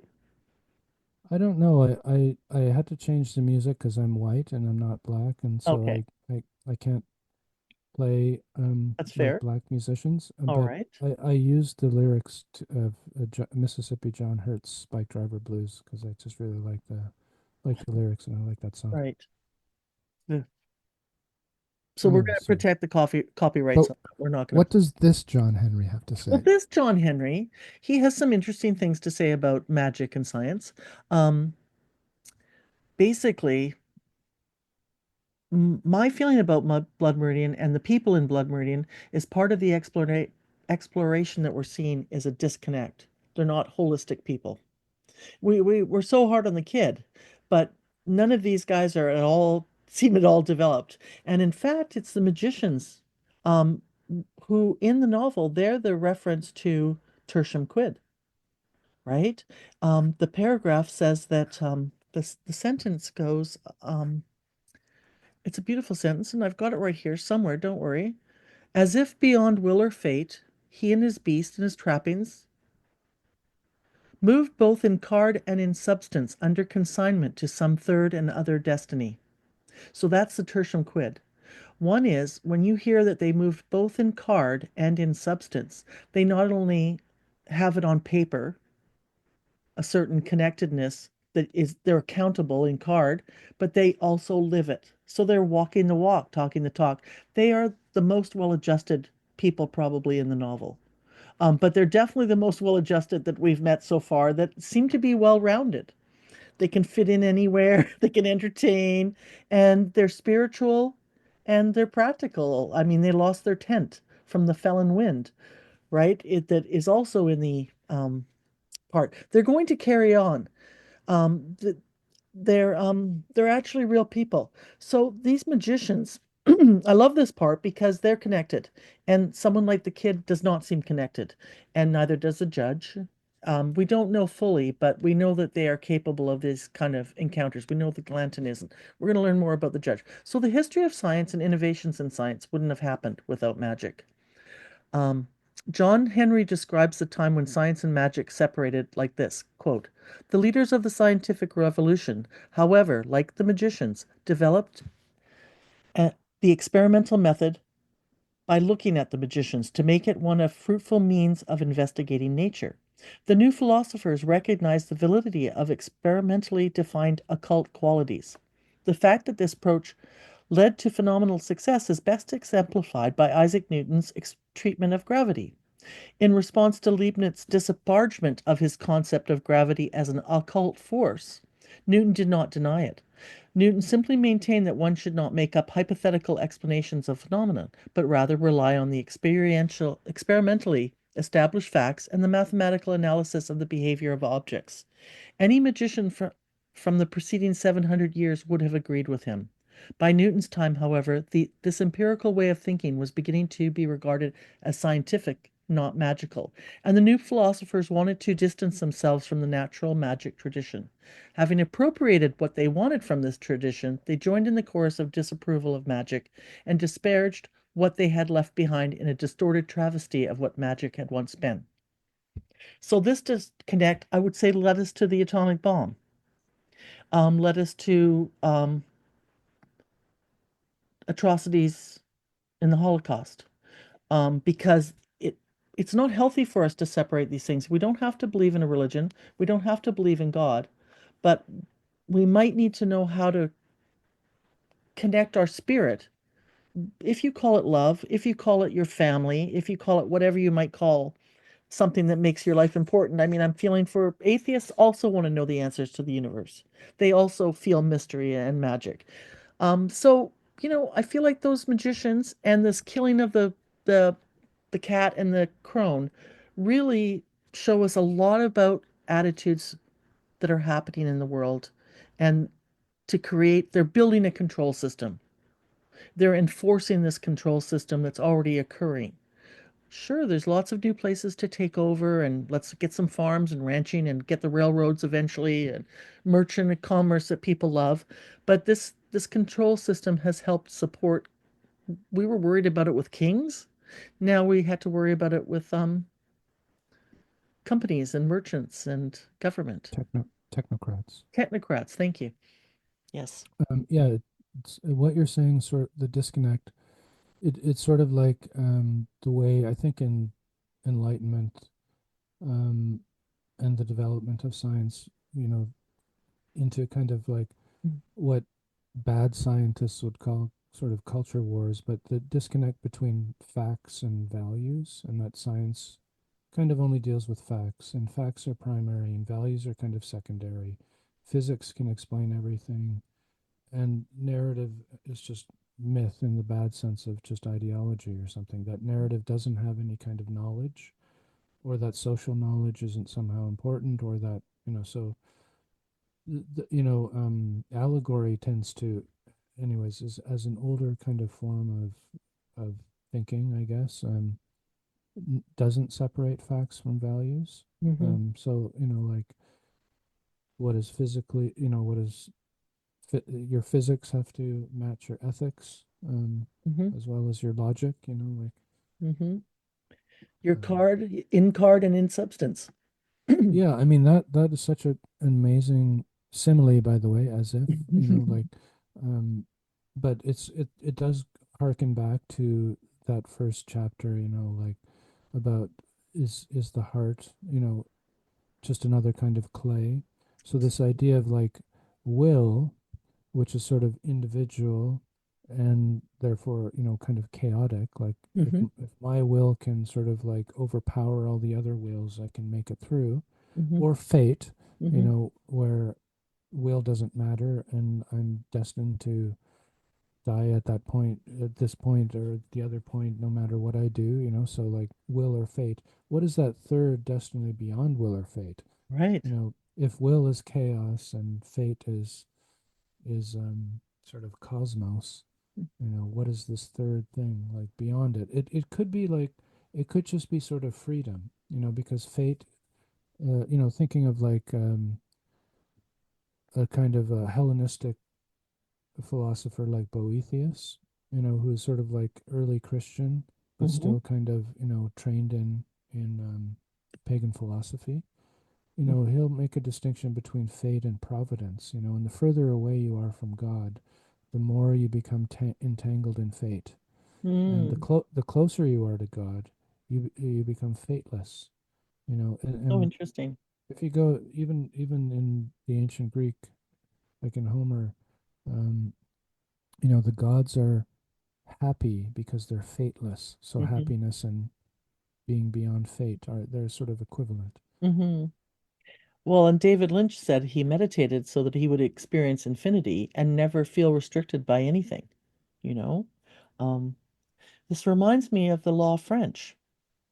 The How law of so? French said that we have something else we can look to, right? The That's jury. also from our previous conversation on law of French. So you get the jury of your peers.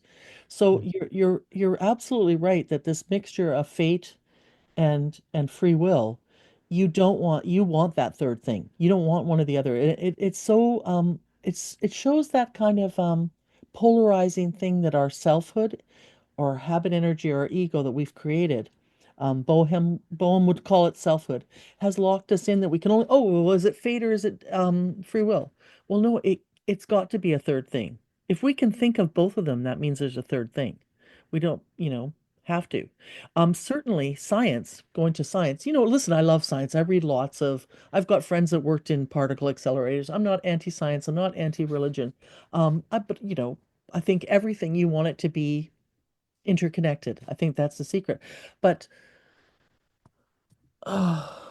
lost my train of thought there, John. I was so excited there for a second. You had the magic, you had the Oh, I know science, what but it what is was. the third thing? What is the third thing? The third thing was a great movie. It's on Netflix, I think. It's called A Trip to Infinity. Have you ever seen that? Well, my point being No, that even science, science is always the last to figure out things, but science depends on metaphor. It can't tell anything about its, even mathematics is metaphor. You can't portray a scientific concept without using metaphor. And a trip to infinity, it's great because it's this great cutting edge of what's going on in physics, but they have to use animation to explain all their like metaphors. And you know, one guy said, "Oh, there I was. I realized I was atheist. I didn't believe in anything, just science, and that's my rule. And I don't even know if I feel great about life or anything like that. I'll just do my math or whatever." And then he said, goes on and on about how realistic he is and how hardcore science. And he goes, and then I fell in love. And then he laughs at himself. But I do recommend McCarthy fans watch A Trip to Infinity. One of the reasons I thought that McCarthy helped people so much at the Santa Fe Institute was because he could help them write those metaphors and clear that up for them because they cannot write the books without figuring out how to put it into a metaphor. And isn't right. when you realize something's an illusion and it's an allegory, isn't it like a paradigm shift? Isn't it it gives you like a high, don't you think? When you start to see that, you're like, "Oh my God." You're experiencing it in a way that you almost can't experience otherwise. And that's a Yeah, form of magic. you thought you lived in one world, and that turned out to be wrong. So Yeah. I if you know can you're not ever a get big to fan that of, point, it is exciting yeah, because you're then not a you're big like, fan of Plato, but Plato's cave does work in this situation. oh, I like Plato. Oh, you do? I thought maybe you didn't like Plato. Okay. I don't know where I got that idea. Um, but I yeah. don't like Platonism, but I like Oh, Plato. well, there you go. So I just didn't realize it was the ism part of it. Yeah. But what do you make of the metaphor of the last image of Black Jackson dancing in the glaring lights, and or like Well, going back to, like going back to the chapter subheadings? It's pretty interesting that the last two are like use the same verb. Glanton takes a scalp, Jackson takes the stage, yes, it's or something wonderful. like that. Well, I think that goes right back to war and violence versus art and creativity. Right there. Um, they turned to look where he pointed. The black stood stripped to the waist behind the tent, and as the juggler turned with a sweep of his arm, the girl gave him a shove, and he leaped from the tent and strode about with strange posturings under the lapsing flare of the torches. Yeah, I always found that what happened? Yeah, I guess did they have a plan? Were they trying to get him to join them? And was he dancing for a few minutes? There's no judgment there. But it is interesting to me that he could have gone and worked with them and they accepted him Yeah, yeah. I as a mean, to your point of war versus art or something, kind of made me think of the William James essay, the moral equivalent of war.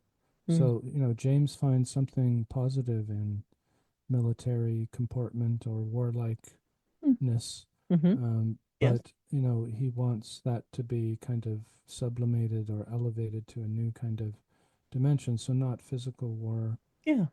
against each other, but, I guess the war against our own limitations or something, which is, again, kind of like Boehme's idea of like, Mm-hmm. the human being is struggling between the old Adam, the sinner, and the new Adam, Mm-hmm. the redeemed, or something like that. And it does come, like for me, this I was always kind of puzzled by the way this chapter ended. It's a Mm-hmm. kind of an odd, somewhat like anticlimax. It's not like epic. It's still it's odd. It's just weird. Like that it ends with the scene of dancing. But thinking of the Ralph Ellison stuff, like um, that the black characters are counterfeits, and they are projected aspects of an internal symbolic process through which, like a primitive tribesman dancing himself into the group frenzy necessary for battle. That simile Mm-hmm. really Mm-hmm. sounds like this image, right, of Jackson dancing. Right. The white Yeah. American prepares himself emotionally to perform a social role. So again, it is about art. It is about Mm, art as a kind of war, or it is about, to me, it is about the antagonistic, or the antagonism that Blood Meridian embodies. Um, you know, the antagonism against sort of white supremacist capitalist patriarchy, hmm that defines America, that defined it in its origins, and that continues to define it in hmm this dark age of um, Contemporary society. yeah. Yes. I just wanted to quickly mention about military is I do like that. I'm an army brat and war versus military. Let's say we found nonviolent ways to resolve conflict. We'd still need military. You need military for search and rescue, for earthquakes, for forest fires, for the training, the idea of a company of siblings like brotherhood, sisterhood, whatever. I want to be all gender there for military. But the training that women need to go through to be a soldier and to rely on each other and to jump out of a parachute into the ocean to save someone who's in a plane crash. You do want that. You do want, it's like if we could look at it more like firefighters, these men and women, more like firefighters and in their training to be that. Um, you know, 100%. yeah. So there's definitely a path. Definitely a path if you're open to thinking about it, you know. And that we're going to talk more about war, obviously, and whether that's our true nature or not in the future of these podcasts. Definitely. That's not gonna stop. And I sure wish some of our listeners would pipe in. Some have. Some have. So That's very heartening. So it thanks, is thanks to so those heartening. who Let me see what we've got here. Um, we've got one fellow who he's been saying, when are you going to record again? He's waiting for us. So thank you. We really thank you. appreciate you being out there, Devin.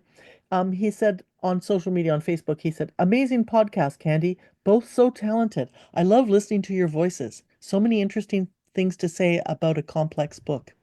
So that was nice. Awesome. Yeah, he's also the same guy who called us work besties. Um, now, other people, a friend of the podcast, friend of us. Oh, did you did you do your next podcast come through yet? He's waiting, damn it. I was like, oh, we're trying. So we have one listener today. Um, Kelly, who we know from the forum, McCarthy Forum from Knoxville. Knoxville. I've seen him many times at Albuquerque. He also posted the on social media. Nice work tracking down the probable Toadvine literary allusion. Thumbs up. Aaron Gwynn posted that he found a historical source for Toadvine in J. Frank Dobie, but I think he might have been misremembering. Dobie mentioned soldiers getting their ears cut off on the Mir expedition, but no specific Toadvine mention I've seen. Dobie also has a great essay on